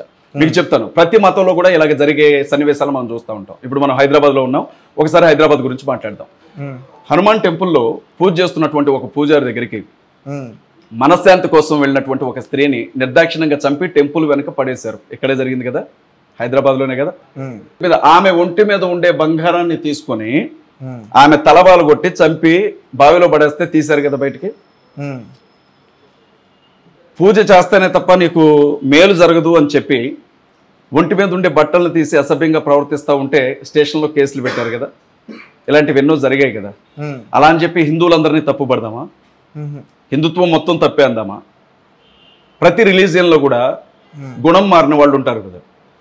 బ్రతుకు మారదు, గుణం మారదు, కానీ ఆ రిలీజియన్ని అడ్డు పెట్టుకొని బ్రతుకుతూ ఉంటారు. అలాంటి వాళ్ళు క్రైస్తవ మతంలో ఉన్నారు, క్రీస్తు మార్గంలో లేరు. నేను ఏమంటానంటే క్రిస్టియానిటీ అనేది మతం. అందరూ చేస్తారు, అన్ని రిలీజన్ కి సంబంధించిన వాళ్ళు చెప్తాను, నన్ను చెప్పను. మీరు ఖండిస్తారా? ఖండించకపోవడం ఏంటి బ్రదర్? గొడ్డలోడు తీసుకొట్టాలి రోడ్డు మీదకి. ఒకవేళ అదే తప్పు నేను చేస్తే నడు రోడ్డు మీద ఇక్కడ ఏదైతే పెద్దది ఉందో దాని మీద వేలాడదీయాలి నన్ను తీసుకొని వెళ్ళి. అంటే క్రైస్తవుడు తప్పు చేస్తే అది ఒప్పు అయిపోతుందా? నేను క్రైస్తవుడిని, నేను చర్చిలో పాస్టర్ని, నేను ఏమైనా చేయొచ్చా? నరికి పోగులు పెట్టాలి మీరు నన్ను. చర్చిలో బ్రదర్ ఇవాళ నేను మీరు చెప్పని ఎన్నో విషయాలు చెప్తాను. చాలా మంది బ్రదర్ హిందుత్వంలో నుంచే యేసుక్రీస్తు ప్రభువుని నమ్ముకునే వాళ్ళు ఉంటారు. భారతదేశం ఎక్కువగా హిందువులు ఉండే దేశం కాబట్టి హిందువులకు భక్తి చాలా ఎక్కువ బ్రదర్. నేను చెప్తున్నాను, ప్రపంచంలో ఏ మతానికి సంబంధించిన విశ్వాసులకు లేనంత భక్తి హిందువులకు ఉంటుంది. ఎందుకంటున్నాను ఆ మాట అంటే, నేలను చూసినప్పుడు దేవతగా భావిస్తారు, నేలను చూసినా దేవతగా భావిస్తారు, గాలిని దేవతగా భావిస్తారు, తినే తిండిని, కట్టుకునే బట్టని, నేల మీద తిరిగే పాములను కావచ్చు, పందులను కావచ్చు, కుక్కలను కావచ్చు, ఆకాశంలో ఎగిరే పక్షులను కావచ్చు, అంతరిక్షంలో ఉన్న సూర్యచంద్ర నక్షత్రాదులను కావచ్చు, ప్రతి దాన్ని దేవుడుగా కొలిచేంత భక్తి హిందువులకు మాత్రమే సొంతం. నేను చెప్తున్నాను, అది భక్తే. నువ్వు మూఢ భక్తను లేకపోతే ఇంకొక భక్తను, నీకు సంబంధం లేని విషయం అది. నేను ఎంతవరకు చూస్తున్నాను అని అంటే, అంత భయం దేవుడు అంటే హిందువులకి, అంత భక్తి. వీళ్ళు లాజికల్ కంటే ఎక్కువగా మ్యాజిక్లే నమ్ముతారు. వాస్తవం చెప్తున్నాను నేను. అంటే చేతిలోంచి బూడిద తీసినా, లేకపోతే నెత్తిలోంచి శివలింగం తీసినా, నోట్లోంచి శివలింగం తీసినా కొన్ని వేల మంది ఉంటారు. సహజంగా ఏంటంటే బ్రదర్, మనిషికి పేదరికం ఎక్కువ కదా. పేదరికంతో పాటుగా మనిషికి కష్టాలు ఎక్కువ. రెండవది చావంటే భయం ఎక్కువ. చచ్చిపోతారో బాబు అంటే విపరీతమైన భయం, ప్రాణం పోతుందేమోనన్న భయం. ఇంట్లో కొంచెం బాగోలేకపోయినా, పిల్లగాళ్ళకి ఏదన్నా అయిపోయినా, ఆర్థికంగా ఏదైనా ఇబ్బంది వచ్చినా, నా ఇంటికి ఏదన్నా కీడి చేశారా, ఏమైనా చేతబడి చేశారా అని ఆలోచించే మైండ్ సెట్. అలాంటి మనుషులే కేవలం యేసుక్రీస్తుని నమ్ముకుంటే ఇవన్నీ పోతాయన్న ఫీలింగ్తో వచ్చేవాళ్ళు చాలా మంది ఉన్నారు. మాలో కూడా దిక్కుమాలిన బోధకులు ఎంతో మంది తయారయ్యారు. మా వాళ్ళు ఏం చెప్తున్నారంటే, నీకు కష్టం ఉందా నువ్వు వచ్చేయి, నీకు ఇబ్బందుల్లో ఉన్నావా నువ్వు వచ్చేయి, నీకు శ్రమ కలిగిందా నువ్వు వచ్చేయి, నువ్వు అప్పుల్లో ఉన్నావా నువ్వు వచ్చేయి, నీకు రోగం వచ్చిందా నువ్వు వచ్చేయి, నీకు ఇంకా పిల్లలు పుట్టలేదా నువ్వు వచ్చేసేయి, నువ్వు రా, ముందు రా, నువ్వు నా దగ్గరకు వచ్చేస్తా, నీకు అన్ని జరిగిపోతాయి అంతే అని చెప్పడం మొదలుపెట్టారు మా వాళ్ళు. చెప్పిన తర్వాత మరికి ఎక్కడున్నా మేలు జరగడమే కదా కావాల్సింది, ఇంతకాలం ఇందులో ఉన్నాం అందులోకి వెళ్తానే మేలు జరిగిద్దామని వచ్చిన వాళ్ళని వీళ్ళ పేదరికం కావచ్చు, వీళ్ళ నిరక్షరాస్యత కావచ్చు, వీళ్ళల్లో ఉన్నటువంటి భయం కావచ్చు, వీళ్ళ అవసరాలని క్యాష్ చేసుకుంటున్నారు మా వాళ్ళు కొంతమంది. అదిగో అందులో నుంచే మోసం పుట్టింది బ్రదర్. వాడికి నిజంగా క్రీస్తు అంటే ప్రేమ ఉండదు. మీకు ఒక విషయం చెప్తాను, ఈ హైదరాబాద్ లో కొన్ని వేల మంది సంఘం ఉండే పాస్టర్స్ ఉన్నారు. నిజంగా చెప్తున్నాను, నరకానికి ఎవడన్నా వెళ్ళాలంటే ముందు ఆ పాస్టర్సే వెళ్తారు. ఎందుకంటే బైబిల్లో ఉన్నటువంటి విషయాలు మాట్లాడే వాటికి కానీ వీళ్ళు ప్రవర్తించే తీరికి కానీ అసలు పొంతనుండదు, సంబంధం ఉండదు. బైబిల్లో ఏదైతే ఉంటుందో, ఏదైతే ఇక్కడ నేను నిలబడి చెప్తున్నానో దీనికి నా ప్రైవేట్ లైఫ్కి అసలు పోలికే ఉండదు కదా. జస్ట్ ఏం చేస్తానంటే, నేను నీకే కష్టం ఉన్నా నేనున్నాను అని చెప్తాను. నువ్వు నా దగ్గరకు వచ్చిన తర్వాత నీ దగ్గరికి ఏం మిగలదు, మొత్తం నా దగ్గరే ఉంటుంది. మళ్ళీ వెనక్కి వెళ్ళిపోవడమే, నువ్వు అన్నీ కూడా సర్దుకొని. నామకార్థ క్రైస్తవ్యం అంటాం. అంటే పునాది లేకుండా, అసలు క్రీస్తు ఎవరో తెలియకుండా, కేవలం ఏదో మేలు జరిగింది, అద్భుతాలు జరుగుతాయి, స్వస్థతలు జరుగుతాయని చెప్పి మందిరంలోకి వచ్చి కూర్చున్న ప్రతి ఒక్కడి వాళ్ళని క్రైస్తవుని అనుకుంటున్నాడు. అలాంటి మందల్ని బలి చేసుకునే కొన్ని తోడేళ్లు మా చర్చిల్లోనే పాస్టర్లుగా తిరుగుతూ ఉన్నాయి. వాళ్ళు చేసేవే ఇవన్నీ కూడా. దేవుడు అంటే భయం ఉండదు వాళ్ళకి, ఏ దేవుడు అన్నా భయం ఉండదు బ్రదర్. క్రీస్తు అన్న భయం ఉండదు, రాముడు అన్న భయం ఉండదు, అల్లా అన్న భయం ఉండదు. జస్ట్ సంపాదించుకోవాలంతే. అలా వచ్చిన వాడికి ఒకే చోటకి కొన్ని వందల మంది ఆడపిల్లలు వచ్చి కనబడతా ఉంటే వాడు ప్రాణం ఎందుకు ఆగిద్ది? వాడు ఆగడు కదా. చర్చిలో ఉంటాడు తప్ప వాడి జీవితం ఏం మారదు. బలిపీఠం దగ్గర నిలబడతాడు. మీకు తప్పుగా అనుకోవద్దు, ఈ వీడియో చూస్తున్న క్రైస్తవ సహోదరులకి నా మీద కోపం రావచ్చు, కానీ తేలిగ్గా బ్రతికే జీవితానికి అలవాటు పడ్డ వాళ్ళు ఎక్కువగా ఈ మధ్య బైబిల్ పట్టుకొని తిరుగుతున్నారు. క్రిస్టియానిటీ సింప్లిసిటీగా ఉంటది కాబట్టి. సింప్లిసిటీ ఏంటి బ్రదర్? ఇవాళ మా పాస్టర్స్ వేసుకునే సూట్లు సినిమా హీరోలు కూడా లేరు. ఒక్కొక్క పాస్టర్ ఒంటి మీద సూట్ వేసుకొని బయటకు వెళ్తే సారీ ఏమనుకోవద్దు, మరి నువ్వు కూడా వేసుకొచ్చావు కదా అని అడగొద్దు బ్రదర్. నాకు 2 సూట్లు ఉన్నాయి, అందులో ఒకటి వేసుకొచ్చుకున్నాను. మరి బాగోదు కదా ఇలాంటి ఛానల్లో కూర్చొని మాట్లాడేటప్పుడు. మా వాళ్ళు కనీసం 2-3 లక్షల రూపాయలు లేకపోతే సూట్ వేరు. ఉదయం వేసింది మధ్యాహ్నం వేరు, మధ్యాహ్నం వేసింది సాయంత్రం వేరు. మీకు చిన్న విషయం చెప్తాను వినండి. వాళ్ళ ఏదైతే అదైంది. ఖమ్మంలో 2000 రూపాయల నోట్లు రద్దు చేశారు, మీకు ఐడియా ఉంది కదా. ఆ టైంలో ఒక పెద్ద ఆయన నన్ను, మా దగ్గర ఒక 10,000 కోట్ల రూపాయల పింక్ ఉంది, దానికి మాకేం కావాలి? గ్రీన్ కావాలి. గ్రీన్ అంటే 500 రూపాయల నోట్లు, పింక్ అంటే 2000 రూపాయల నోట్లు. ఈ 2000 రూపాయల నోట్లని తీసుకొని మాకు ఒక 5,000 కోట్లు ఇప్పించండి అని నన్ను అడిగాడు. అరే ఇట్లాంటివి కూడా జరుగుతాయి అనుకున్నాను నేను. మరి మా వాళ్ళలో పెద్ద పెద్ద వాళ్ళు ఉన్నారు కదా, ఎవరినైనా అడగకపోయారా అని అన్నాను. ఆల్రెడీ హైదరాబాద్లో పలానా వ్యక్తిని అడిగాను, 10,000 కోట్లు ఉన్నాయి, తీసుకొని మాకు 5,000 కోట్లు ఇవ్వు నీ డబ్బు, ఇది నీ ట్రస్ట్లో పెట్టుకో అంటే అతను నా దగ్గరే 50,000 కోట్ల రూపాయల డబ్బు ఉంది, ఏం చేయాలో అర్థం కావట్లేదు, ఇది ఎట్ట మార్చాలో అర్థం కావట్లేదు అన్నాడట అతను. ఇవాళ నిజంగా చెప్తున్నాను బ్రదర్, నేను హిందుత్వంలో జరిగే మోసం కంటే, ఇస్లాంలో జరిగే మోసం కంటే, క్రిస్టియానిటీలో పాస్టర్ల చేతుల్లో, పాస్టర్లు అని చెప్పుకుంటున్నటువంటి వ్యక్తుల చేతుల్లో మోసపోతున్న వారి సంఖ్య చాలా ఎక్కువ ఉంది. రైట్. నిజమైనటువంటి క్రీస్తు ఎవరో ఆ పాస్టర్కే తెలియదు, వాడేం చెప్తున్నాడో వినేవాడికి తెలియదు. కానీ పెద్ద పెద్ద ఫంక్షన్ హాల్స్ ఉంటాయి, సూటు బూట్ ఉంటుంది, అద్భుతమైనటువంటివి ఉంటాయి, టచ్ అంటే పడిపోతూ ఉంటారు. ఆ పాయింట్కి వస్తాను. అంటే అద్భుతంగా ఉంటుంది. నేను చూసాను, అంటే అతనికి ఒక జబ్బు ఉంటుంది, ఏదో మానసిక వ్యాధి, అతనికి ఏదో వస్తుంది, అతను చర్చికి వస్తాడు, అప్పటి వరకు ఈ మెదళ్ళు కదళ్ళు, పాస్ట్ వస్తాడు, చేయి పెడతాడు, నుదుటి మీద చేయి పెడతాడు, సడన్గా లేచిపోతాడు, డ్యాన్స్ వేస్తాడు. అదేంటో అసలు నాకు అర్థం కావట్లేదు. అంటే నిజంగా అంత శక్తి ఉందా పాస్టర్లకి? బ్రదర్ నేను ఒక విషయం చెప్తాను, మంచి ప్రశ్న అడిగాను. మీరు ట్రాన్స్ మూవీ చూసారా? ఒక వ్యక్తి బ్రతకడానికి కూడా కష్టపడే ఒక వ్యక్తి పాస్టర్గా మారితే డబ్బెట్లా సంపాదించుకోవచ్చు తీసిన మూవీ అది, ట్రాన్స్. మలయాళం. చాలా మంది దాని మీద బడేడ్చారు, కానీ ఈ రోజు 100లో దాదాపు 50% అదే జరుగుతుంది క్రిస్టియానిటీలో. వాస్తవమే తీశాడు ఆ డైరెక్టర్ ఎవరు, మోహన్ బాబు, ఆయన కాళ్ళకి మొక్కాలి. విషయం చెప్తాను వినండి బ్రదర్. నేను మీకు ఒక విషయంలో క్లారిటీ ఇవ్వాలి బ్రదర్. దైవశక్తి, మానవ కుయుక్తి, ఈ రెండు వేరు వేరు బ్రదర్. దేవుని శక్తిని మనం టచ్ చేయలేము, దేవుని శక్తిని మనం భరించలేము, మన వల్ల కాదు బ్రదర్. ఆయన ఎక్కడుండైనా కానీ ఏ పని అయినా జరిగించగలడు, అది వేరు. దాన్ని కొంచెం సేపు పక్కన పెడదాం. దాని గురించి ఉదాహరణ చెప్పడానికి ముందు మీరు అడిగిన దానికి నేను సమాధానం చెప్తాను. క్రీస్తు కార్యం ఎలా ఉంటుందో, ఆయన చేసే కార్యాలు ఎలా ఉంటాయో మీకు నేను చెప్పడానికి ముందు ఈ పాస్టర్స్ విషయం కొంచెం చెప్తాను. ఈ హైదరాబాద్లో రవి అని ఒకడు ఉన్నాడు, ఓపెన్ గా పేరే చెప్తున్నాను, కేసు పెట్టుకున్న ఇబ్బంది లేదు, కోర్టులో వాదించుకుంటారు. రవి అంటే చాలా పెద్ద. అతను ఏం చేస్తాడంటే ఫేస్బుక్ లో లైవ్ ఇస్తాడు, యూట్యూబ్ లో లైవ్ ఇస్తాడు, టీవీ ఛానల్లో లైవ్ ఇస్తాడు. చూసే గొర్రెలు ఉంటాయి కదా, గొర్రెలు, మా వాళ్ళకి గొర్రెలు అంటారులేండి, ఎందుకంటారు నేను తర్వాత చెప్తాను.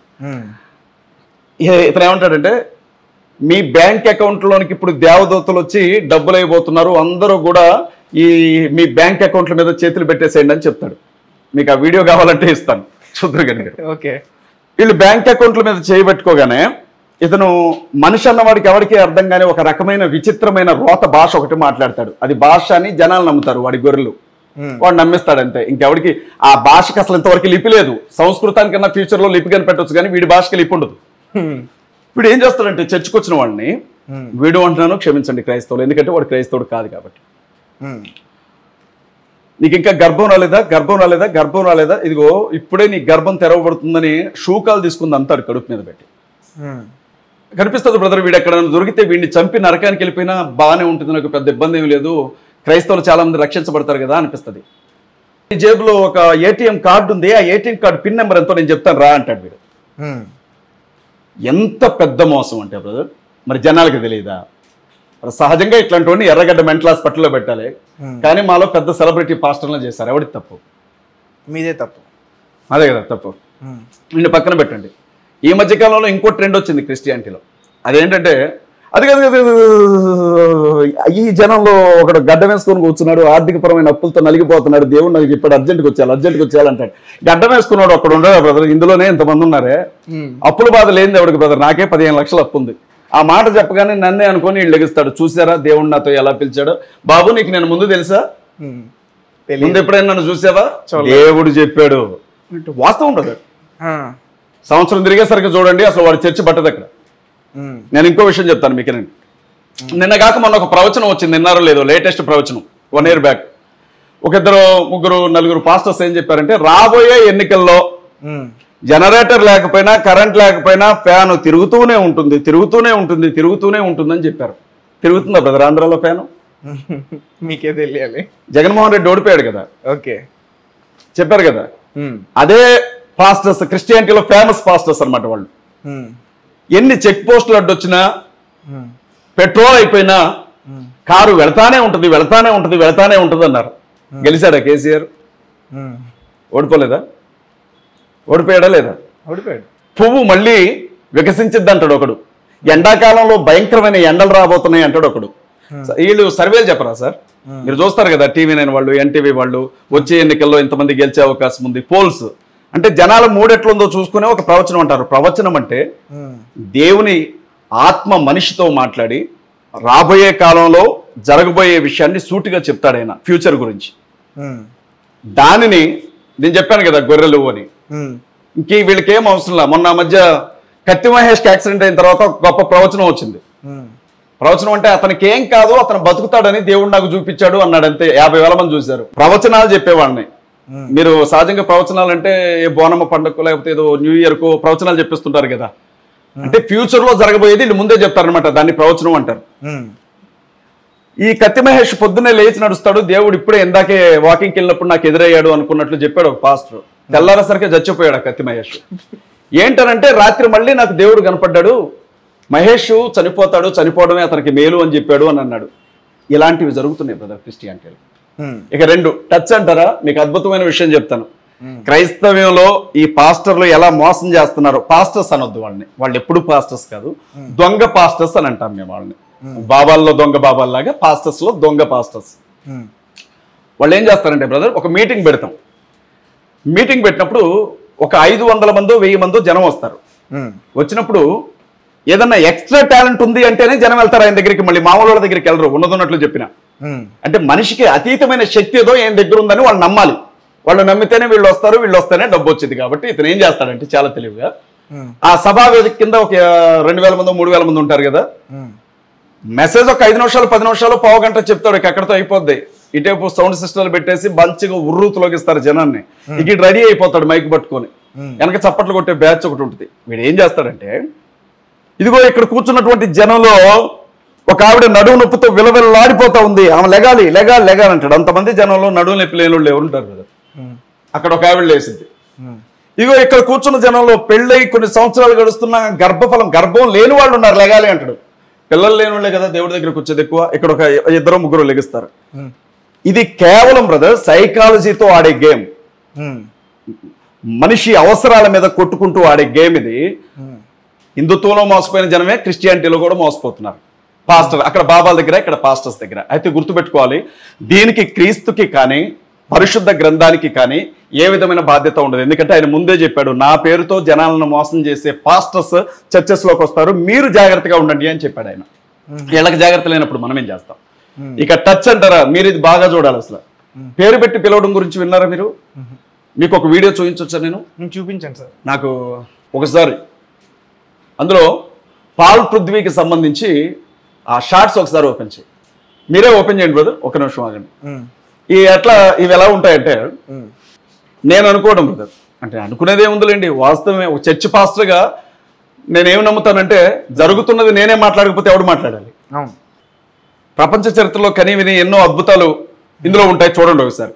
ఏదో ఒకటి ప్లే చేయండి చూస్తాం. ఇప్పుడు దరిద్రాన్ని నేను ఎక్కడైతే చూస్తున్నాను, త్వరగా చూడాలి, లేట్ చేయకూడదు. ఇట్లాంటి అద్భుతాలను త్వరగా చూడాల్సిందని మీరు.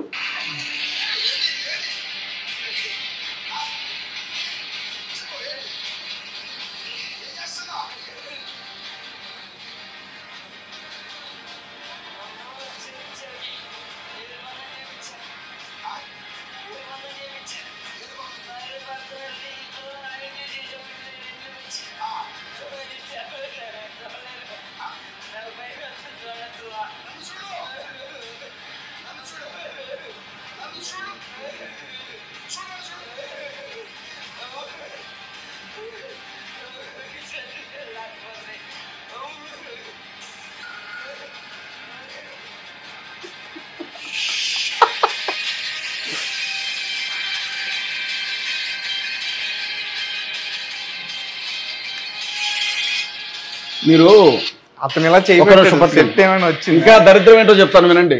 ఏదో సినిమాలో బ్రహ్మానందం వాడే హీరోగా వాడే హీరోయిన్ గా నటించాడని కామెడీ ఉంటది కదా, అంతకు మించిన కామెడీ చేస్తారు మా వాళ్ళు. ఆస్కార్ అవార్డులు అసలు మా వాళ్ళకి ఇవ్వాలి, తెలియక చిరంజీవి గారికో లేకపోతే ఎన్టీ రామారావు గారికో వాళ్ళకి ఇస్తా ఉంటారు. ఇది ఎంత మోసం బ్రదర్. ఇతను ఏమంటాడంటే, చేతులు కొంచెం సేపు మాట్లాడుతూ ఉంటే చెమట పట్టిద్దా పట్టదా? పడుతుంది. ఆ చెమటని ఇట్లా తీసి ఇదిగో పరలోకం నుంచి జలం వచ్చిందని నెత్తికి రాస్తాడు, అంతే. నాశనమే అక్కడ. నమ్మాలి బ్రదర్, నేను చెప్పేవన్నీ నిజాలే. ఇప్పుడు నా మీద భక్తులు ఎంతమంది తిరగబడతారో, ఎన్ని కాల్స్ వస్తాయో నాకు. నేను క్రైస్తవుడిని అనుకునే ఫీల్ అయ్యే వాళ్ళు ఎవరైతే ఉంటారో, నా మీద ఒక యుద్ధమే ఉంటుంది ఇప్పుడు నేను బయటకు వెళ్ళిన తర్వాత. ఎందుకంటే నేను అన్ని ఓపెన్ గా చెప్తున్నాను. నేను ఓపెన్ గా చెప్పడం అంటే, ఒకవేళ నేను ఎక్కడికి వచ్చి ఎడ కూర్చొని కూడా అబద్ధం ఆడాను అనుకోండి, ఆ సంఖ్యలో నేను కూడా ఉంటాను కదా. నాకేం పట్టింది దరిద్రం? నేను ఒక అడ్వకేట్ని బ్రదర్, నేను ఒక లాయర్ని. వైఎస్ఆర్ కాంగ్రెస్ పార్టీ విద్యార్థి విభాగానికి మొదటి రాష్ట్ర అధ్యక్షుడిని నేను. వైఎస్ఆర్ కాంగ్రెస్ పార్టీ విద్యార్థి విభాగానికి కాంగ్రెస్ పార్టీలో స్టేట్ కోఆర్డినేటర్ గా ఉన్నాను ఇప్పుడు నేను. కాంగ్రెస్ పార్టీ ప్రచార కమిటీ రాష్ట్ర సమన్వయకర్తగా ఉన్నాను ఇప్పుడు నేను. కాంగ్రెస్ పార్టీ అధికార ప్రతినిధిగా కిరణ్ కుమార్ రెడ్డి గారి గవర్నమెంట్ లో 4 ఏళ్లు పనిచేశాను. తెలంగాణ ఉద్యమంలో దాదాపు తెలంగాణ 14 యూనివర్సిటీలు విద్యార్థి చేసి చైర్మన్ గా పనిచేశాను. కాకతీయ యూనివర్సిటీ నుంచి గోల్డ్ మెడల్ తీసుకున్నాను. మరి బ్రతకడానికి అంత దారి ఉన్నప్పుడు బైబిల్ పట్టుకొని వచ్చాను అని అంటే ఏదో ఉందనే కదా బ్రదర్ అర్థం. నేనేమి పుట్టగానే క్రైస్తవ కుటుంబంలో పుట్టినవాడిని కాదు, లేకపోతే పలానా కులంలో నుంచి వచ్చాడు అని అంటే అలాగూ కాదు. నేను చెప్తున్నాను, వీళ్ళు చేసే మోసాలు ఎలా ఉన్నాయి, చేసే మోసాలు. ఇంకేం చూశారు, ఒకడు చొక్కా ఇప్పుతాడు, వేసుకున్న చొక్కా గర్రం తిప్పి ఇసురుతాడు అంతే. అక్కడ ఒక 100 మంది పడతారు. ఎందుకు పడ్డాడో ఆడికి తెలియదు, ఎందుకు ఇసిరాడు వీడికి తెలియదు. అంత దారుణంగా ఉంటుంది బ్రదర్స్. ఎప్పుడైనా గుర్తుపెట్టుకోవాల్సింది ఏంటంటే, మేము నమ్ముకున్న క్రీస్తు పడిపోయిన వాళ్ళని నిలబెడతాడే తప్ప పడగొట్టాడు. పడిపోయిన జీవితాలు ఏవైతే ఉన్నాయో వాటిని నిలబెడతాడే తప్ప పడగొట్టాడు బ్రదర్. అది జరిగే పని కాదు.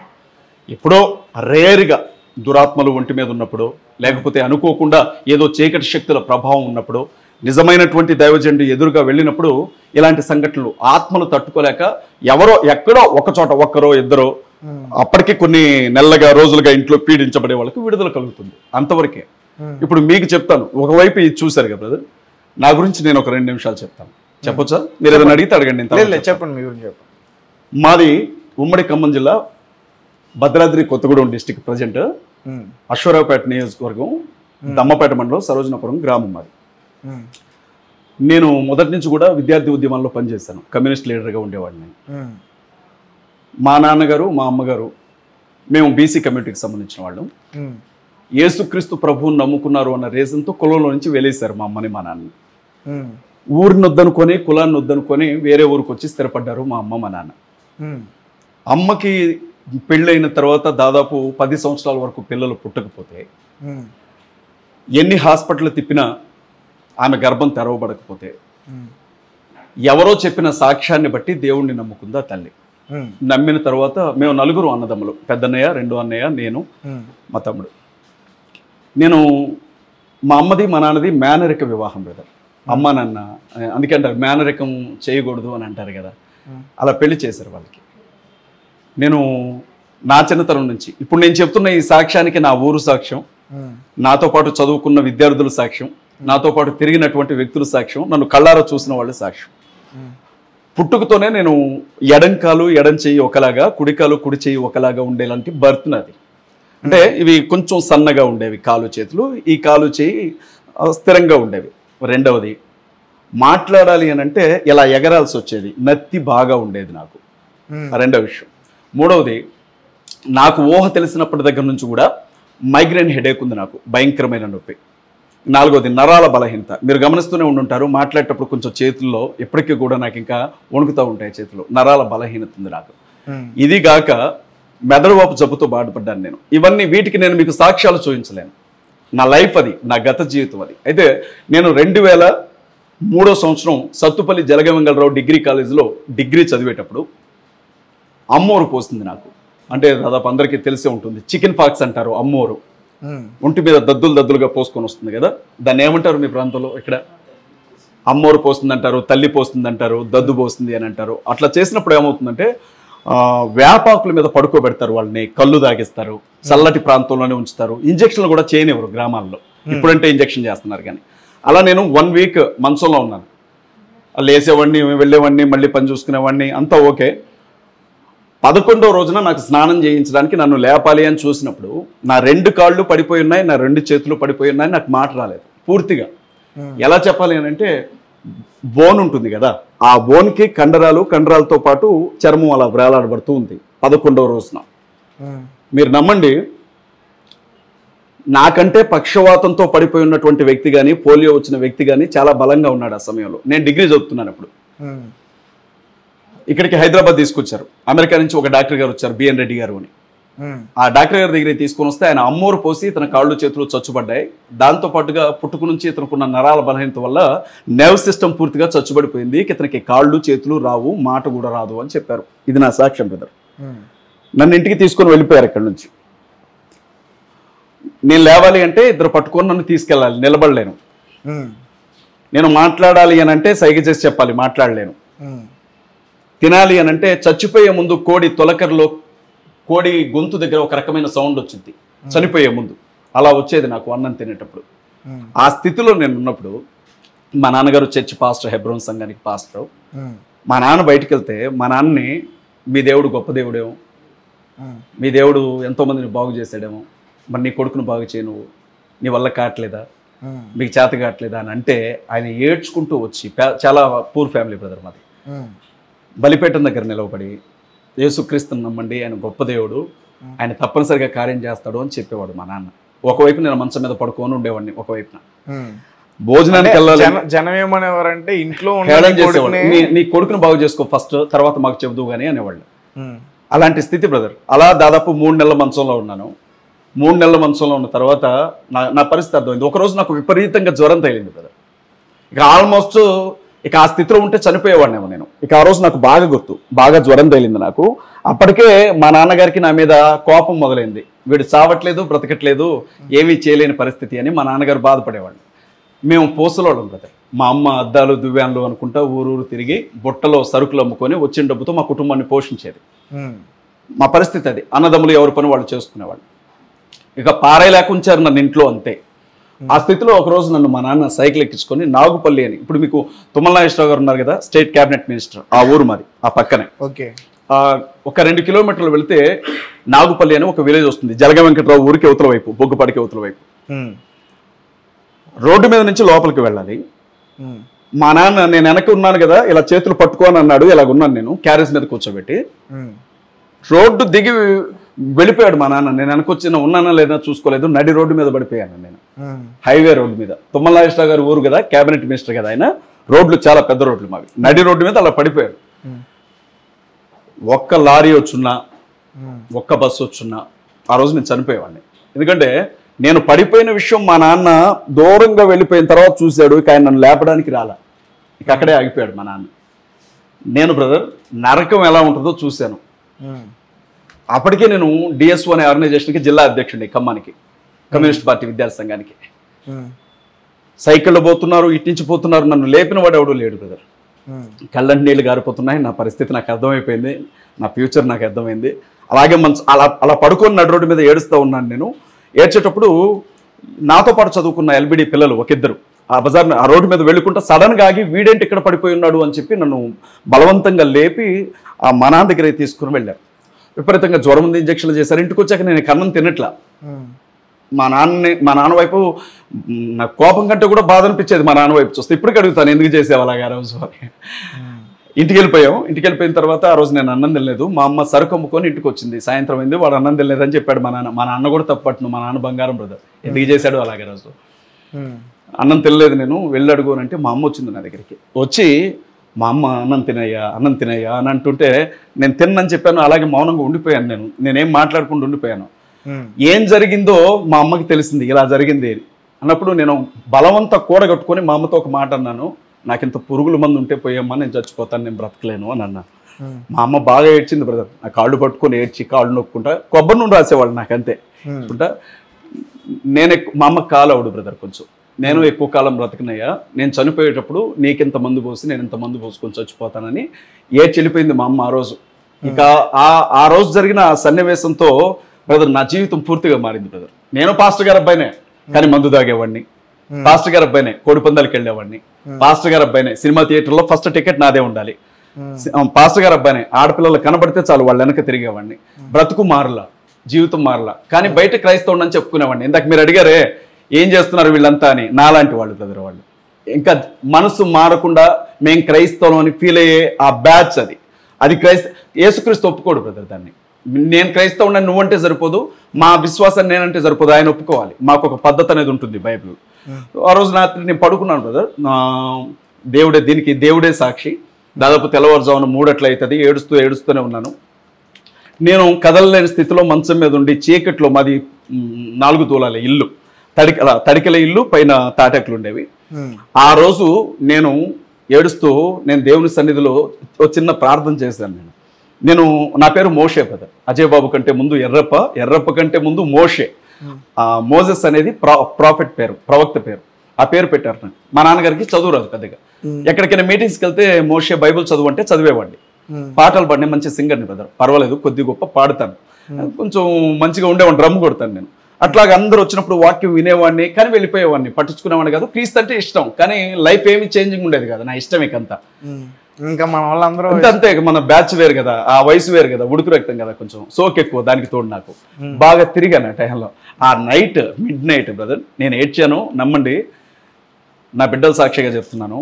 చచ్చిపోవాలనిపించింది కానీ మందు తెచ్చుకోవడానికి కదలలేను, చేతుల్లో ఏమీ ఉండేది కాదు, చేతులు కదలేదు. నీళ్లు తాగించడానికైనా ఒకళ్ళు రావాలి, అది నన్ను చూసుకుంటూ ఉండాలి, దగ్గరకు వచ్చి నేను పిలిస్తే రావడం కాదు మళ్ళీ. ఆ స్థితిలో నేను దేవునితో నేను అడిగిన మాట, నాకు బతకాలని లేదు, నన్ను చంపేయి, నన్ను తీసుకెళ్ళిపో, నా ప్రాణాన్ని నువ్వు తీసుకెళ్ళిపోవచ్చు, నన్ను తీసుకెళ్ళు, నాకు విముక్తిని ప్రసాదించి ఈ స్థితిలోంచి.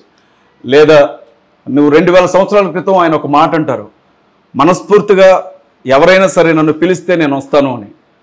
నువ్వు ఈ రోజుకి కూడా బ్రతికే ఉన్నావని నేను బలంగా నమ్ముతున్నాను. నాకు ఒక్క అవకాశం ఇవ్వు, లేకపోతే నన్ను నిలబెట్టు, మళ్ళీ నేను మాట్లాడాలి. నేను ఈ స్థితిలో చనిపోతే నాకు విలువ ఉండదు. ఒకవేళ నువ్వు కానీ నన్ను బాగు చేస్తే బతికినంతకాలం నీ సేవలోనికి వస్తానని ఏడుస్తూ అలాగే పడుకున్నాను.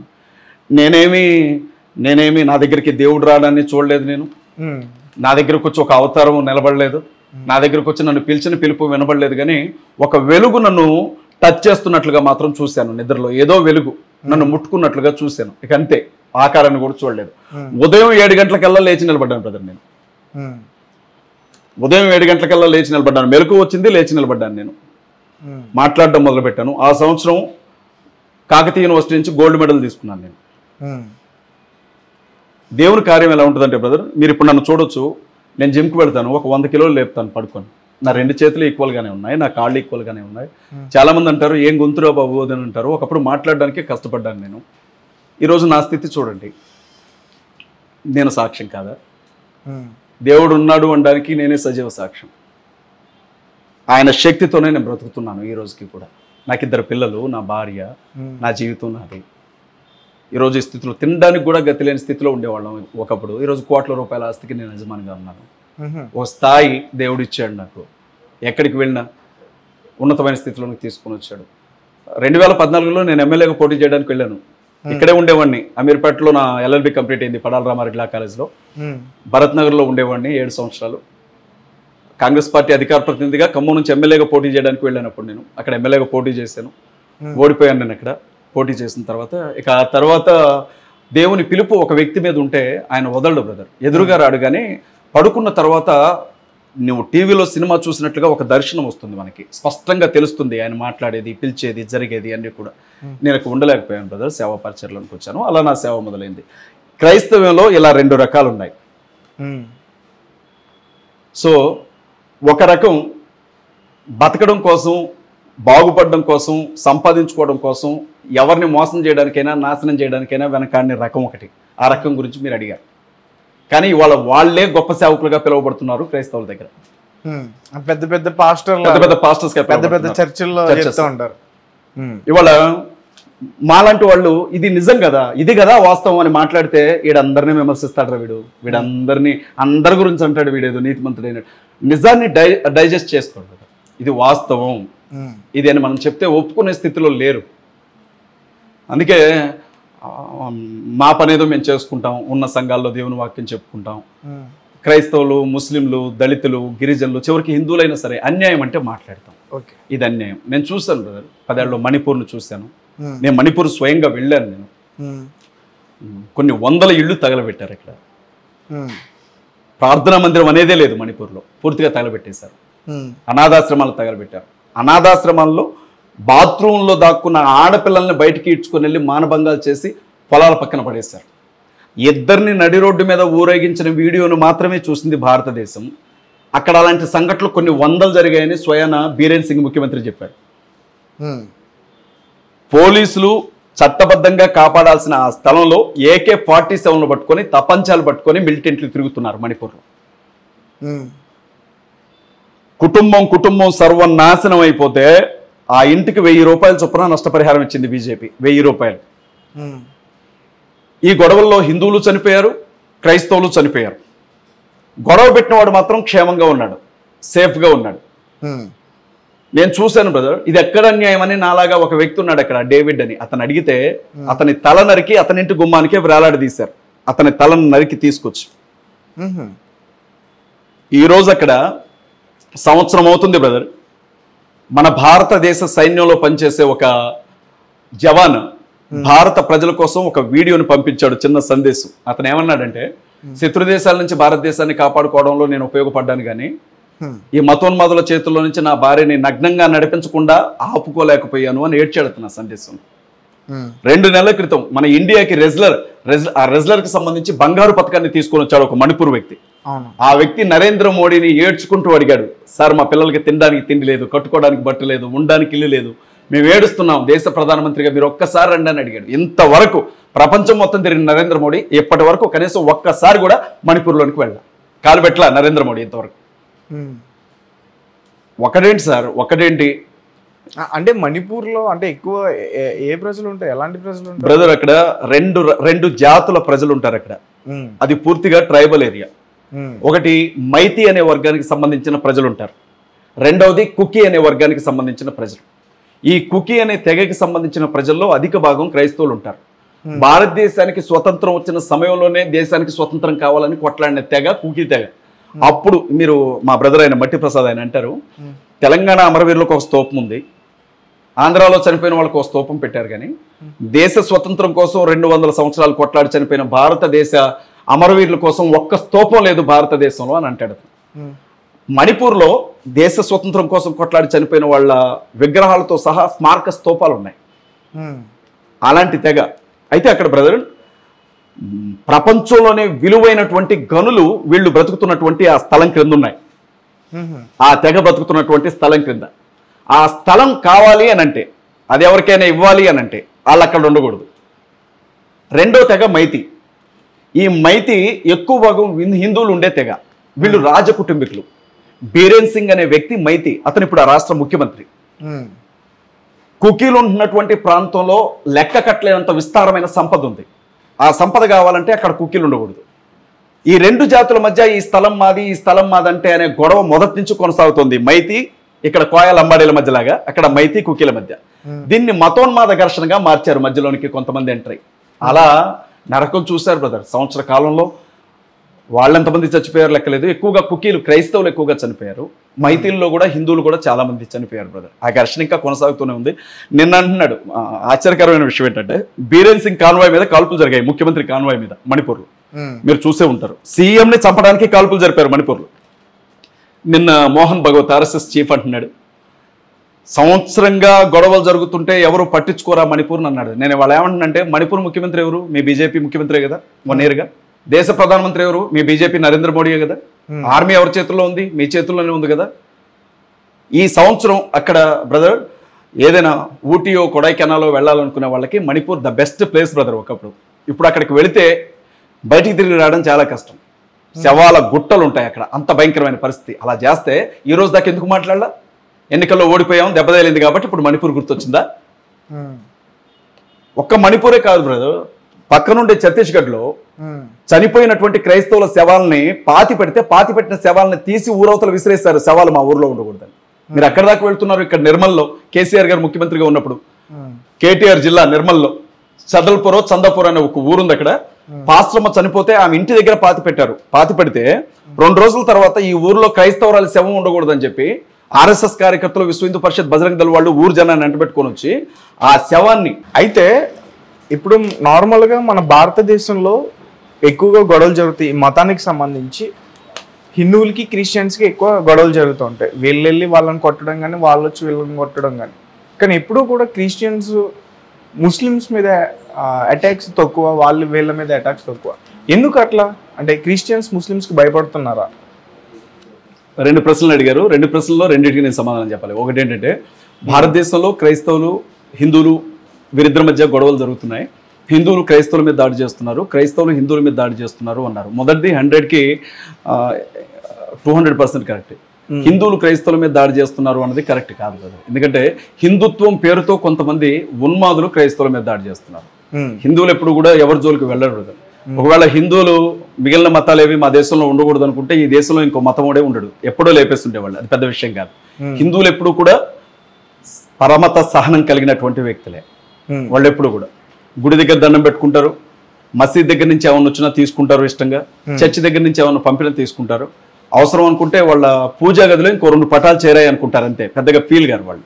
కాబట్టి వాళ్ళు ఎప్పుడు కూడా దాడి చేయరు బ్రదర్. ఎవరు దాడి చేస్తున్నారు అని అంటే, హిందుత్వం పేరుతో ఎవడైతే రాజకీయం చేస్తున్నాడో వాడి బ్యాచ్ దాడి చేస్తుందంతే. అది అర్థం చేసుకోలేని కొంతమంది ఈ దాడుల్లో బలైపోతున్నారు. ఇప్పుడు 72 మంది సెంట్రల్ మినిస్టర్స్ ఉన్నారు మనకి. ఈ 72 మంది పిల్లలు ఎక్కడ చదువుతున్నారో ఒక్కసారి ఆలోచించండి.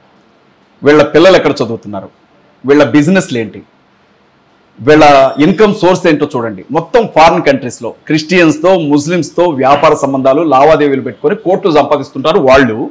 ఇక్కడ మాత్రం సగటు హిందుత్వానికి సంబంధించినటువంటి సగటు కుటుంబ సభ్యులు మాత్రం మెడలో కాషాయపు కండ వేసుకొని కర్ర పట్టుకొని తిరుగుతూ ఉంటారు రోడ్డు మీద.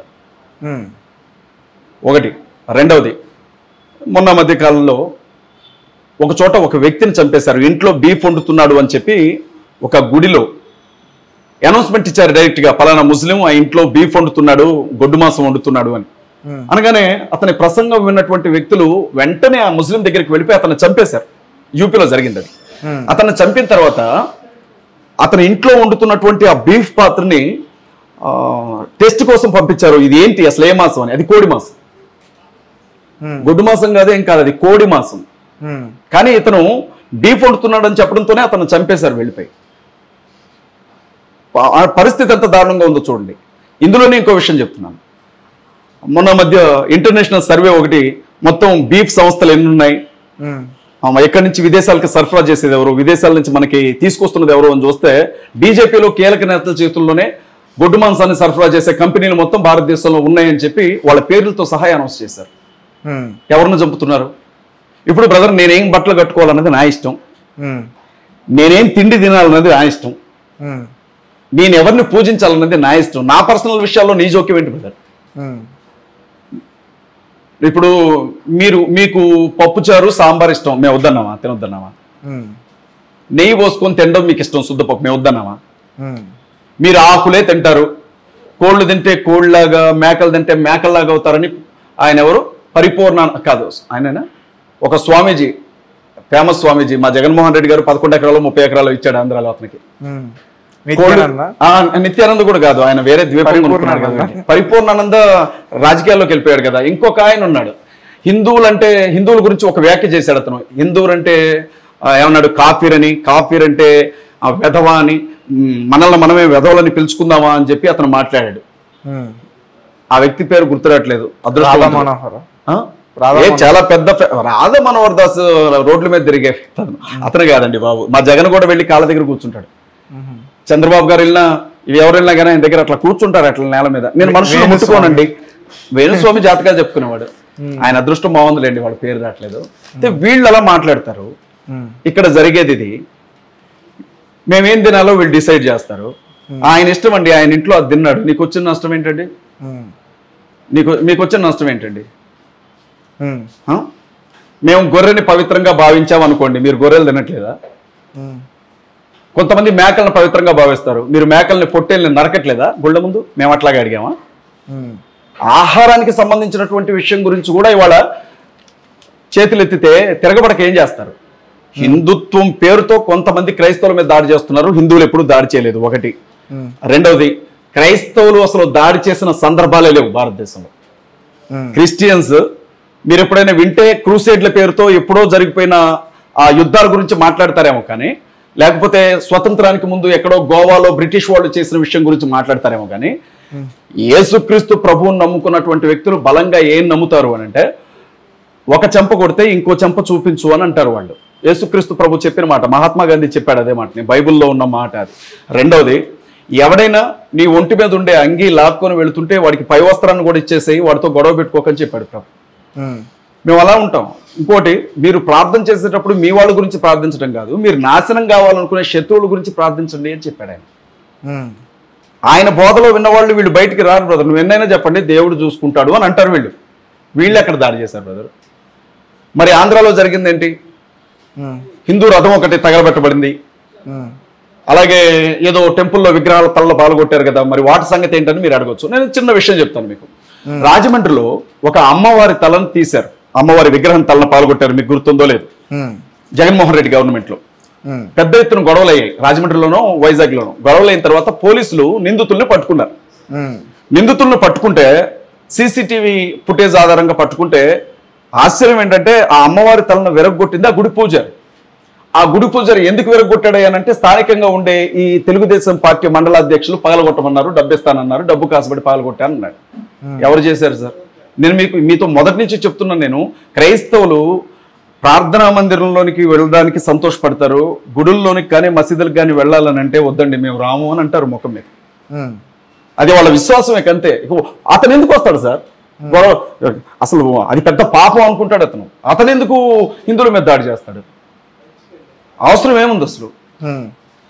రాజకీయ లబ్ధి ఎవరైతే ఉంది అని అనుకున్నారో వాళ్ళు చేసిన పనులే తప్ప హిందువులు క్రైస్తవుల్ని కొట్టరు, క్రైస్తవులు హిందువులను కొట్టరు. కానీ ఎవరికి లబ్ధి కలుగుతుందో, ఎవడు మతం పేరుతో ఇన్నేళ్లు బతుకుతున్నాడు, ఎవడు పరాన్న జీవో, ఎవడికి మతం గురించి మాట్లాడకపోతే 4 ఓట్లు పడవు, ఎవడు మతం గురించి మాట్లాడకపోతే జనాలు అసలు వాడిని పట్టించుకోరు, వాడు చేస్తున్న రాజకీయం ఇదంతా కూడా మతం పేరుతో. ఇక ముస్లిమ్స్ గురించి అడిగారు మీరు. క్రిస్టియన్స్, ముస్లిం, అసలు హిందువులు జోలికి రానప్పటికీ ముస్లిమ్స్ జోలికి ఎందుకు వెళ్తారు క్రైస్తవులు? అవసరం ఏముంది? ఇవాళ చాలా మంది ముస్లిం పాస్టర్స్ సేవ చేస్తున్నారు. ఎంతో మంది ముస్లిమ్స్ యేసుక్రీస్తు ప్రభువుని నమ్ముకున్న వాళ్ళు సేవ చేస్తున్నారు. అయితే ఈ ఇద్దరి మధ్య ఒక సారూప్యత ఉంటుంది సార్. అదేంటంటే, యేసుక్రీస్తుని దేవుడిగా అంగీకరించారు ముస్లిమ్స్, కానీ ప్రవక్తగా అంగీకరిస్తారు వాళ్ళు. దేవుని దగ్గర నుంచి భూమి మీదకి వచ్చిన ఒక మెసెంజర్ అని నమ్ముతారు వాళ్ళు. ఇంకా రెండవది ఏమని నమ్ముతారంటే, ఈ భూమి ప్రళయంలో నాశనం అయ్యేటప్పుడు భూమి మీదకి మళ్ళీ తీర్పు తీర్చడానికి వచ్చేది యేసుక్రీస్తే అని నమ్ముతారు వాళ్ళు. ఏసే మళ్ళీ భూమి మీదకి రాబోయే చివరి ప్రవక్త, అతనే ప్రతి మనిషికి తీర్పు తీరుస్తాడు అని వాళ్ళు నమ్ముతారు. ఈసా సలయమో ఏదో అని అంటారు వాళ్ళు. యేసుక్రీస్తు ప్రభు తల్లిని అత్యంత పవిత్రురాలు అని 40 సార్లు రాశారు వాళ్ళు ఖురాన్లో. యేసుక్రీస్తు ప్రభు గొప్ప ప్రవక్త అని నమ్ముతారు వాళ్ళు. అందుకే క్రైస్తవులను వాళ్ళు ఏమనరు. బైబిల్లో ఉన్న అంటే ముస్లిమ్స్ క్రిస్టియన్స్ ఒకటేనా? అలాని కాదు, మరి ఎందుకు రాసింది ఖురాన్లో? అభిప్రాయ భేదాలు ఉండొచ్చు, కానీ కొన్ని విషయాల్లో వాళ్ళు ఇప్పుడు యేసుక్రీస్తు ప్రభు మరణించి తిరిగి లేచాడు అని బైబిల్ చెప్తుంది. ఖురాన్ ఏమంటుందంటే యేసుక్రీస్తు ప్రభు బ్రతికున్నప్పుడు మరణించి తిరిగి లేచినప్పుడు ఆయన మీద దేవుని ఆత్మ నిలుచునుగాక, శాంతి నిలుచునుగాక అని ఉంటుంది. అట్ ద సేమ్ టైం ఆయన చనిపోకుండానే పరలోకానికి వెళ్ళిపోయారు అని ఉంటుంది అందులో. అందుకే ఆయన సిలువ వేయబడలేదు, ఆయన స్థానంలో ఆయన శిష్యుడిని సిలువ వేశారని వాళ్ళు నమ్ముతారు. ఇప్పుడు నమ్మకాలు ఏమైనా కావచ్చు బ్రదర్, ఏది వాస్తవం అనేది ఒక రోజు తెలుస్తుంది. దానికోసం అని కొట్టుకోవాలి. ఇప్పుడు నువ్వు అలా నమ్మావు, అలాగే ఉండు. శ్రీరాముడే దేవుడు నమ్మావు కదా, అలా ఉండు. నీకు ఇంకోళ్ళతో గొడవ ఎందుకు? యేసుక్రీస్తే దేవుడు ఆ మాట చెప్తున్నావు కదా, అంతే, అంతవరకు ఉండు. బలవంతం చేయాల్సిన అవసరమే లేదు. బైబిల్లో స్పష్టంగా ఒక ఆజ్ఞ ఉంటుంది బ్రదర్, మీరు ఎక్కడికైనా వెళ్ళినప్పుడు నా గురించి చెప్పేటప్పుడు ఎవరు వినడానికి ఇష్టపడకపోతే మీ కాలుకుండే ధూళి అక్కడ దులిపి మీరు వెనక్కి వెళ్ళిపోండి, మళ్ళీ అక్కడికి వెళ్ళొద్దు. తీర్పు దినాన వాళ్ళ సంగతి ఏంటో నేను చూస్తాను అని ఉంటుంది. మీరు అక్కడికి వచ్చారు అనడానికి ఆధారం మీ కాలి కంటిన ధూళి, అది అక్కడ దులిపి వెళ్ళిపోండి, మళ్ళీ వాళ్ళ జోలికి వెళ్ళొద్దు అని ఉంటుంది. ఇవాళ వీళ్ళు ఏం చేస్తున్నారంటే 24 గంటల దెయ్యం తిరిగినట్టు తిరుగుతున్నారు. నువ్వు నమ్ము. అవసరం ఏంటి బ్రదర్? అవసరం ఏంటి? మీకు రాముడు అంటే ఇష్టం, రాముడే దేవుడు, మీరు పరలోకానికి వెళ్ళారు, వెళ్ళండి. నాకు ఏసు అంటే ఇష్టం, నిజంగా రేపు ఏసు దేవుడు కాదు, నేను నరకానికి పోతా అంతే, అంతవరకే. ఇది వ్యక్తిగత విశ్వాసం. బలవంతంగా ఒకటి మీద రుద్దాలన్నప్పుడే గొడవ మొదలవుతుంది. అయితే కొంతమంది పాస్టర్లు జీసస్ నమ్మకపోతే నరకానికి వెళ్తారని చెప్పి ప్రచారం చేస్తున్నారు. దాని పేరు మీరు ఎలా? అట్లా బ్రదర్ నేను ఒక విషయం చెప్పనా బ్రదర్, మనిషి చాలా మంది ఏమంటారంటే చనిపోయిన తర్వాత ఏమీ తోడుగా రాదండి, వృధా ప్రయాస అని అంటూ ఉంటారు. మీరు వింటూనే ఉంటారు కదా. రామోజీరావు గారు చనిపోయారు. నాకు తెలిసి పత్రికా రంగంలో కావచ్చు, టీవీ ఫీల్డ్ లో కావచ్చు, ఆయన ఒక అపర మేధావి. చనిపోయారు. వెళ్ళిపోయేటప్పుడు ఈనాడు పత్రికల్లో 2 పత్రికలైనా తీసుకెళ్లారా ఆయన? ఈటీవీ ఛానల్ నుంచి ఒక లోగో పట్టుకెళ్లారా? లేదు కదా. అందుకే మనవాళ్ళు ఏమంటారంటే చనిపోయిన తర్వాత ఏది తోడుగా రాదు అని అంటారు. అయితే దేవుని వాక్యం ఏముంటుందంటే తల్లి గర్భంలో నుంచి నువ్వు బయటకు వచ్చిన దగ్గర నుంచి చనిపోయే వరకు నువ్వు చేసిన ప్రతి పని కర్మరూపంలో నీతోనే వస్తుంది అని చెప్తుంది దేవుని వాక్యం. 2 విషయాలు. ఒకటి, యేసుక్రీస్తు ప్రభు గురించి మరి చాలా మందికి తెలియదు. యేసు ఎవరో చాలా మందికి తెలియదండి, వినకుండానే చనిపోతారు. వాళ్ళ సంగతి ఏంటి? వాళ్ళ సంగతి ఏంటి అంటే వాళ్ళ మనస్సాక్షిని బట్టి తీర్పు తీర్చబడుతుంది. అతని మనస్సాక్షి, అతను అసలు సువార్త వినలేదు, అతనికి తెలియదు అసలు ఈయన ఒకరు ఉన్నారన్న విషయమే ఆయనకి తెలియదు. మరి అతని పరిస్థితి ఏంటి? బైబిల్ ఏముంటుంది అంటే మనస్సాక్షి అనేది ఒకటి ఉంటుంది. అన్యాయస్తుడు కాదు దేవుడు. మనస్సాక్షిని బట్టి తీర్పు అనేది ఉంటుంది. రెండవది కర్మఫలం అనుభవించాల్సిందే. ఇప్పుడు నేను ఉన్నాను బ్రదర్, ఇన్ని మాటలు చెప్తున్నా పెద్ద నీతిమంతుడిలాగా. ఇప్పుడు నేను పరలోకానికి వెళ్ళిపోతానని మీరు పొరపాటును కూడా అనుకోవద్దు.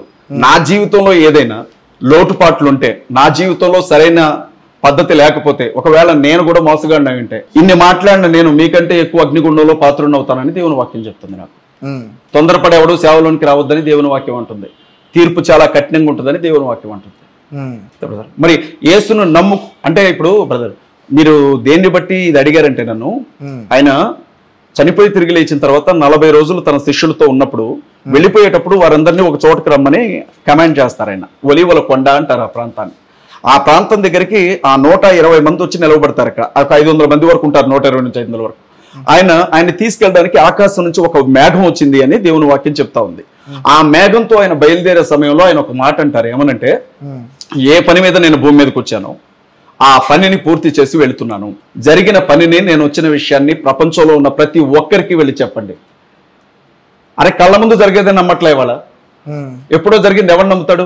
అందుకే ఆయన ఏమన్నాడు అంటే, నమ్మి ఇది నిజమే అని నమ్మి బాప్తిస్మం ఎవరైనా పొందితే వారి బాధ్యత నేను చూసుకుంటాను, వారు రక్షించబడతారు. ఒకవేళ నువ్వు చెప్పిన తర్వాత కూడా అతను వెళ్ళలేదా, వదిలేయి, అది నీకు సంబంధం లేని విషయం. కర్మఫలాన్ని బట్టి శిక్ష అనుభవిస్తాడు అని చెప్పాడు. బాప్తిజంకి వస్తే బాప్తిజం తీసుకున్న వాళ్ళు ఒక 10% వాళ్ళ సంపాదనలో పాస్టర్స్కి ప్రతి నెల ఇవ్వాలని ఒక రూల్ ఉందంట కదా. 10% కాదు కదా, దాన్ని దశంభాగం అంటారు. ఇవాళ చాలా మంది కూడా దశంభాగం గురించే మాట్లాడుతూ ఉన్నారు. నిజమేనది? నిజంగా ఇవ్వాలన్న రూలా ఏంటి అనేది 2 నిమిషాలు మీకు చెప్తాను. ఇప్పుడు నేను ఇందాక మీతో అన్నట్లుగానే ప్రతి మతానికి కొన్ని పద్ధతులు ఉంటాయి. ఏడుకొండలవాడ వెంకటేశ అనుకుంటూ వెళ్తారు కదా, గోవింద గోవింద అనుకుంటూ వెళ్తాం కదా. నిలువు దోపిడీ ఇస్తారు అక్కడ. ప్రతి 7 కొండలు ఎక్కిన ప్రతి ఒక్కడు నిలువు దోపిడీ ఇస్తాడా? అతను మొక్కుబడిని బట్టి ఇస్తాడా? నిలువు దోపిడీ అంటే ఒంటి మీద ఉన్న బంగారం కానీ వెండి కానీ ఏముంటే అది హుండీలో వేసి రావాలనే కదా. మీరు నిలువు దోపిడీ చేయడం ఏంటి అని అడిగారా ఎవరైనా క్రైస్తవులు?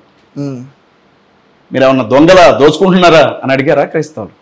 దోపిడీ ఏంటి, దోపిడీ అంటే ఏంటి అసలు చట్ట ప్రకారంగా, డెకాయిటీ అని అన్నారా? లేదే. రెండవది, ఎక్కడికైనా వెళితే తలనీలాలు ఇచ్చి వచ్చామంటారు. ఆడపిల్లలకి జుట్టు అంటే ఎంత ఇష్టం ఉంటుందో కదా, కొంచెం వెంట్రుకలు ఇలా అంటేనే వాళ్ళు ఊరుకోరు. అలాంటిది జుట్టు మొత్తం ఇచ్చేసి గుండు కొట్టుకొని వస్తారు సున్నం పెట్టుకొని. అవునా కదా? అది నీ విశ్వాసం ఎలాగో మాకు బైబిల్ గ్రంథంలో ఒక కమాండ్ ఉంది. అది ఇజ్రాయేలు ప్రజల కోసం ఇవ్వబడిన కమాండ్. మన పక్కనే ఉండే ఇజ్రాయెల్ దేశంలో యూదులు ఉంటారు. మొత్తం వాళ్ళు 12 గోత్రాలకు సంబంధించిన ప్రజలు. ఒకే తండ్రికి 12 మంది కొడుకులు, 12 మంది, ఒక్కొక్క కొడుక్కి ఒక్కొక్క గోత్రం ఇచ్చాడు దేవుడు. అలా 12 గోత్రాల వాళ్ళే ఒక దేశమయ్యారు. వాళ్ళందరూ కూడా ఒకే కుటుంబం.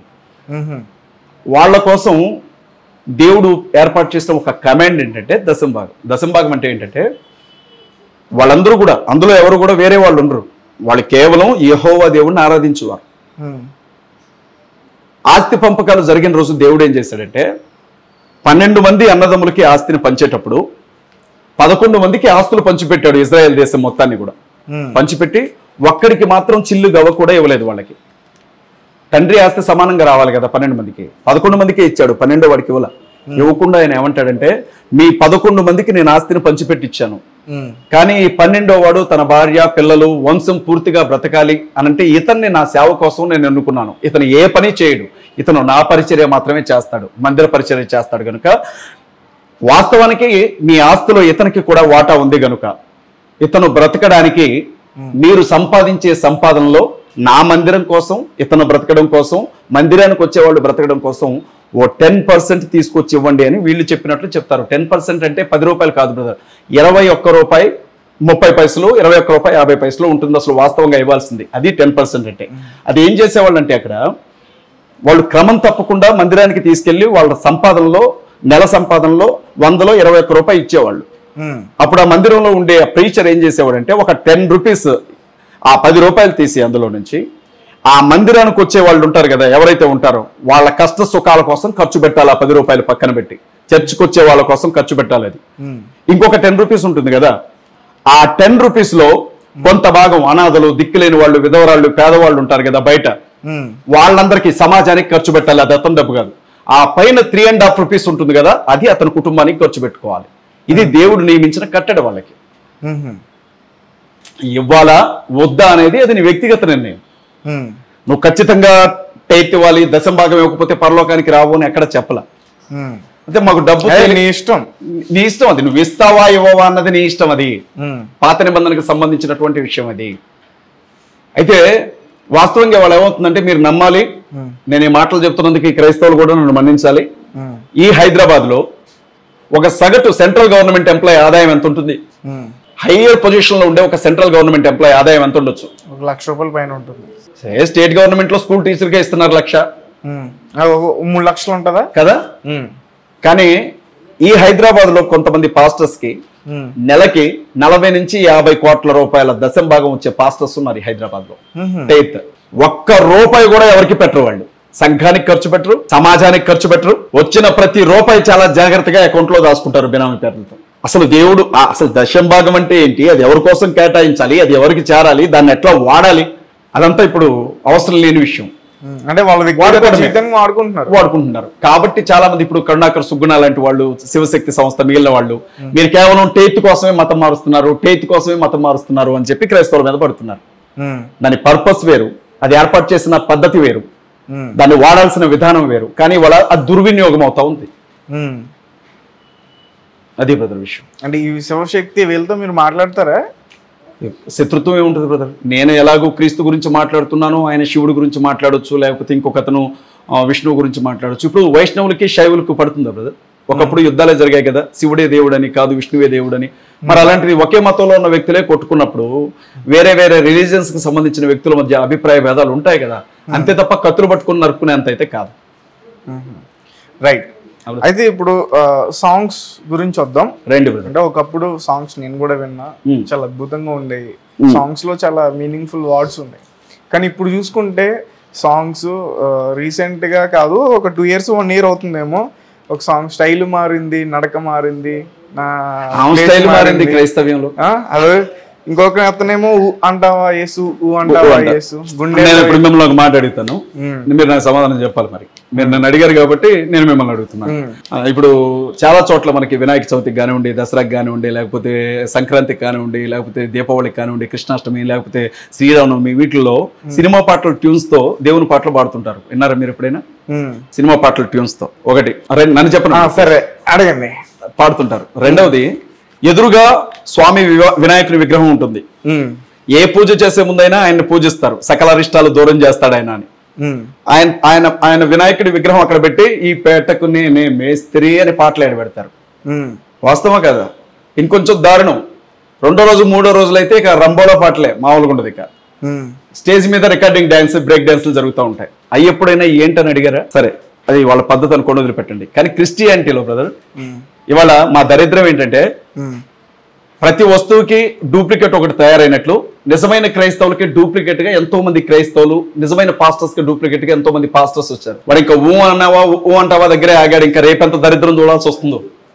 ఇంకా రేపు ఎలాంటివి వస్తాయో. ఇంకా వెంకటేశ్వర స్వామి వారికి ఒక పొద్దున్నే ఆయనకి సుప్రభాతం ఉంటుంది కదా, మీరేనా ఎక్కువ మేము కాదా అని మా క్రీస్తు కూడా తయారు చేశారు సుప్రభాతాలు. మాలలు వేస్తారు కదా, అయ్యప్ప మాల లేకపోతే భవానీ మాల, మీరైనా మాలలు వేసేదని మా వాళ్ళు మొదలు పెట్టారు. మాల క్రిస్టియనిటీలో మాల అనేది లేదు లేదు లేదు అస్సలు లేదు బ్రదర్. Mother promise brother. అది వైట్ డ్రెస్ వేసుకుని ఉంటారంట కదా. వైట్ ఆ తెల్లని వస్త్రాలు అంటే పవిత్రతకి గుర్తు అంతే. వస్త్రాలు ధరించి కొన్ని రోజులు ఉంటారు ఉపవాసాలు. అది బ్రదర్ ఇప్పుడు మీటింగ్స్ ఇప్పుడు నేను మీకు ఎట్లా చెప్పాలంటే, ఈ చేయి బ్రదర్ ఇందులో 5 ఏళ్ళు సమానంగా ఉన్నాయా? లేవు కదా. కానీ ఈ చేతిని భరించే ఈ పాట అంతా ఒకటే కదా. ఇక్కడ క్రీస్తున్నాడు, దరిద్రులు ఇలా తయారయ్యారు. ఒకటికొకటికి సంబంధం ఉండదు, ఒకటికొకటికి పోలిక ఉండదు. ఏం అసలు పట్టించుకునే వాళ్ళు తక్కువ. ఇప్పుడు సృష్టిస్తున్నారు, ఈయన పట్టించుకునే వాళ్ళు తక్కువ. ఫస్ట్ ఇప్పుడు ఈయన ఏమన్నారంటే వీళ్ళకి అనవసరం అంతే. మీరు ఎక్కువ మాట్లాడద్దు, కొత్త పద్ధతి ఏదైనా తీసుకొస్తారండి, నెక్స్ట్ ఇయర్ కల్లా మా దాంట్లో కూడా మొదలైంది. అట్లా మీరు బతుకమ్మ అని ఎగిరితే మా వాళ్ళు సిలువ పెట్టి ఎగురుతున్నారు ఈ మధ్య.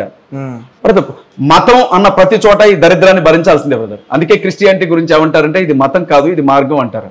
క్రిస్టియానిటీలో 2 ఉన్నాయి. ఒకటి యేసుక్రీస్తు ప్రభువే ప్రాణంగా భావించి ఆయన వెనక నడుచుకుంటూ వెళ్లే క్రైస్తవులు.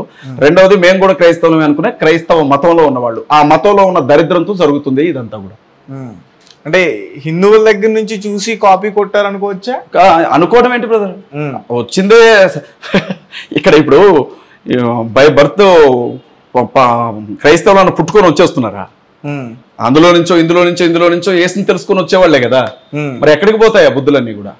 ఇప్పుడు నేను ఒక బ్రతకడం తెలిసిన వాడు బ్రదర్ ఏదైనా చేస్తాడు. వీడికి బ్రతకడం తెలుసు, వాడు దేన్నైనా వాడుకుంటాడు. అలా మా పాస్టర్లలో చాలా మంది వాడుతున్నారు. ఎలాగూ ఆ ఆరిజినే ఆ ప్రారంభం నుంచే వచ్చిన వాళ్ళు వీళ్ళు దాంట్లో పడుతున్నారు అంతే. ఇంకొక విషయం, మీరు యేసు ప్రభు గురించి ఎన్నైనా తిట్టండి, బైబిల్ గురించి ఎన్నైనా అనండి, దేవుడైన యెహోవా గురించి ఏమైనా అనండి, మరే గురించి మాట్లాడండి, పాస్టర్ గురించి అన్నారో చంపేస్తారు మా వాళ్ళు. పాస్టర్ గురించి ఏమనొద్దు, మీరు బైబిల్ ఏమైనా అనుకోండి. దేవుడి కన్నా ముందు ఆయన దేవుడు. మరి విషయం ఇక్కడ ఒక ఫోటో దిగితే 10,000 ఇచ్చేవాళ్ళు ఉన్నారు పాస్టర్కి. అయ్యగారితో ఒక ఫోటో దిగితే 10,000 ఇచ్చేవాళ్ళు ఉన్నారు. అయ్యగారితో భోజనం చేస్తే 50,000 కట్టేవాళ్ళు ఉన్నారు. అయ్యగారి ఇంటికి వచ్చి ప్రేయర్ చేస్తే 1,00,000 రూపాయలు ఇచ్చేవాళ్ళు ఉన్నారు. అయ్యగారితో పాటు టీ తాగాలంటే 25,000 కట్టేవాళ్ళు ఉన్నారు. మా దరిద్రం అది. అన్ని వాస్తవాలే, ఇందులో అబద్ధం ఏదీ లేదు. Right sir. అలాగే అమెరికా నుంచి భారతదేశానికి చర్చిలు నిర్మించడానికి కొన్ని వేల కోట్లు వస్తున్నాయి అని చెప్పేసి అంటున్నారు, నిజమేనా? ప్రభుత్వానికి బ్రదర్ నేను ఒక మాట చెప్తాను వినండి. భర్త లేని ఇంట్లో ఏం జరుగుతుందో ప్రపంచం మొత్తానికి తెలుస్తుంది. కానీ భర్త ఉన్నప్పుడు ఖచ్చితంగా భార్య ఏం చేస్తుందో భర్తకు తెలుస్తుంది కదా. దేశానికంటూ ఒక ప్రభుత్వం ఉంది, ఈ దేశానికంటూ సుప్రీంకోర్టు ఉంది, ఫారిన్ కంట్రీస్ లో మనకు సంబంధించిన విభాగాలు ఉన్నాయి. ప్రతి ట్రాన్సాక్షన్ మీద నిఘా ఉంటుంది. ఎక్కడి నుంచి ఏమొస్తుందో మనకు ముందు తెలుస్తుందా, గవర్నమెంట్ కి తెలుస్తుందా? గవర్నమెంట్. భారతదేశంలో బ్రదర్, భారతదేశం చుట్టూ ఉండే ప్రపంచ దేశాల్లో 58 ముస్లిం దేశాలు, మిగిలినవన్నీ క్రిస్టియన్ కంట్రీస్, అక్కడక్కడ కమ్యూనిస్ట్ కంట్రీస్. ఒక నేపాల్ మాత్రమే హిందూ దేశంగా పరిగణించబడుతూ ఉంటుంది. ఇక భారతదేశం ప్రజాస్వామ్య దేశం. ఇది విషయం. క్రిస్టియానిటీలో చారిటీ ఉంటుంది బ్రదర్. ఎక్కడైనా ఇప్పుడు నేనున్నాను బ్రదర్, నేను అమెరికాలో ఉన్నాను.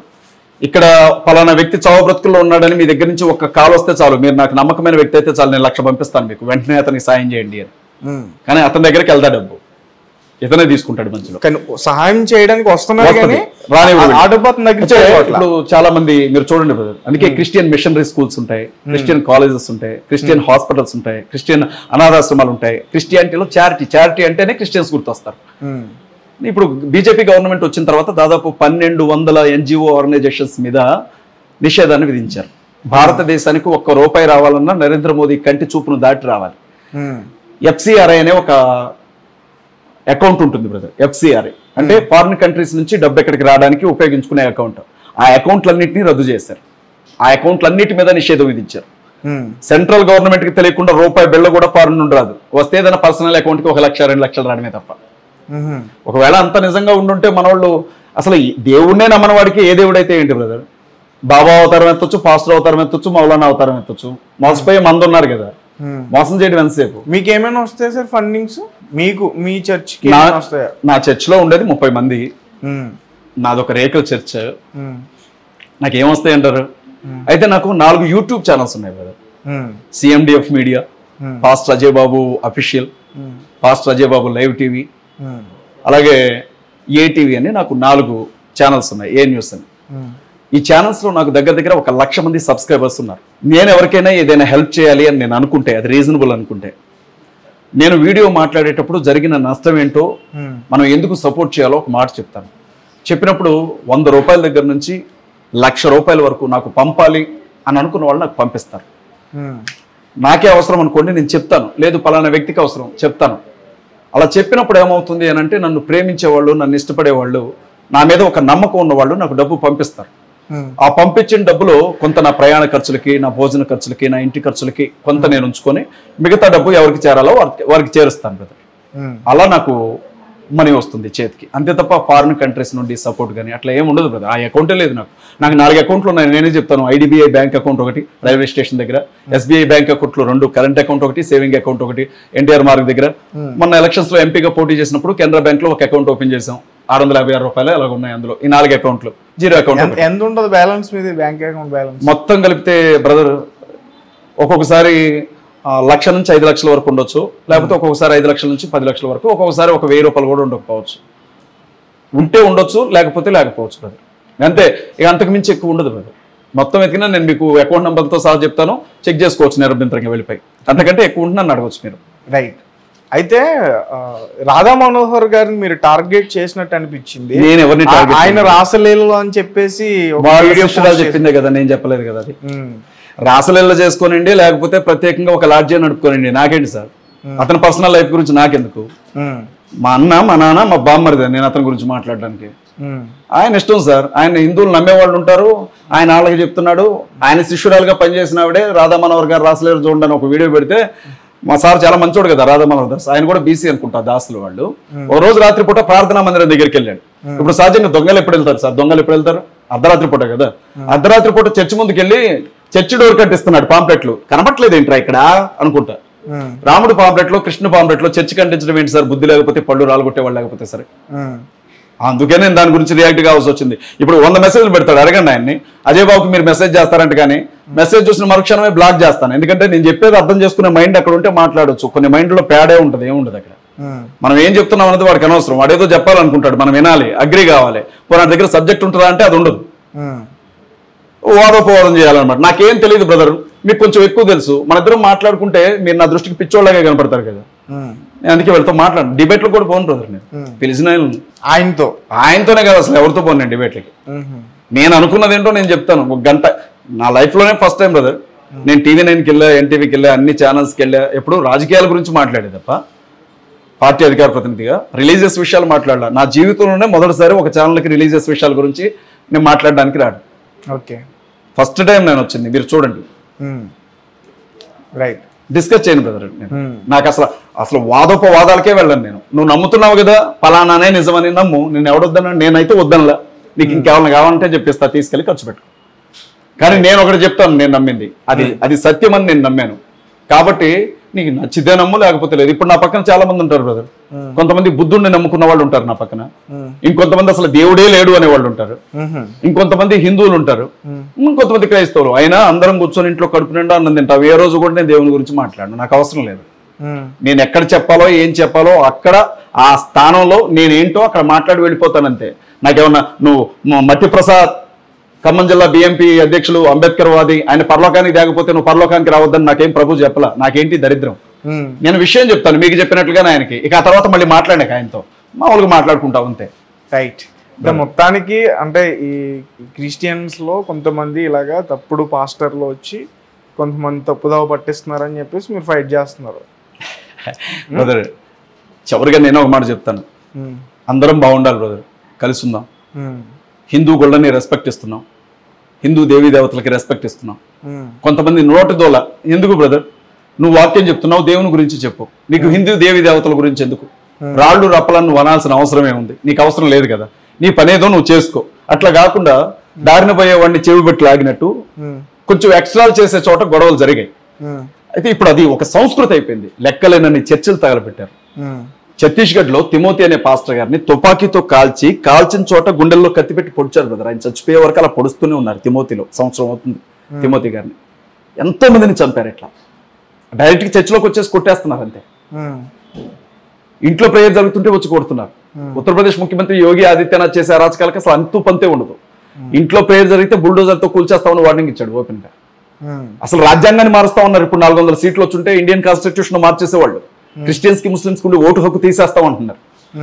జై శ్రీరామన్కి పోతే ఈ దేశంలో బ్రతకడానికి వీల్లేదంటున్నారు. రాజసింగ్ అయితే ఓపెన్ గా క్రిస్టియన్స్ ని ముస్లిమ్స్ ని చంపండి అని పిలుపునిచ్చాడు.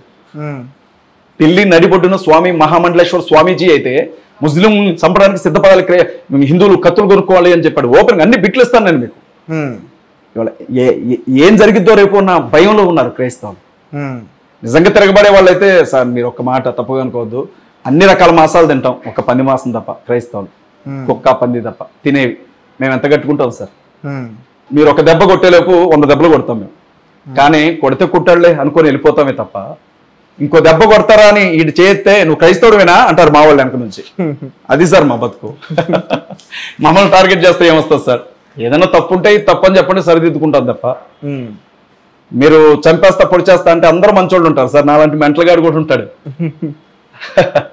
ఖచ్చితంగా సార్ కొన్ని వేల మంది ఉంటారు టీం, తక్కువే ఉండం. ఎవరి జోలికి వెళ్ళం సార్, అందరినీ గౌరవిస్తాం, ప్రేమగా గౌరవిస్తాం. మేము ఆరాధించాం అంతే. మేము క్రీస్తును మాత్రమే ఆరాధిస్తాం. రాముడు కృష్ణుడు విష్ణువు గౌరవిస్తాం, కానీ క్రీస్తును మాత్రమే దేవుడుగా అంగీకరిస్తాం, ప్రార్థన చేసుకుంటాం. అది మీకేం అభ్యంతరం? మీరు కూడా అలాగే గౌరవించండి, రాముడినే దేవుడుగా అంగీకరించండి, పూజించండి. ఇప్పుడు కత్తికి లేని దురద కందగడ్డకి ఎందుకని ఏదో అంటారు కదా, కందగడ్డకి లేని దురద కత్తికి ఎందుకని. అందరూ బాగానే ఉన్నారు సార్.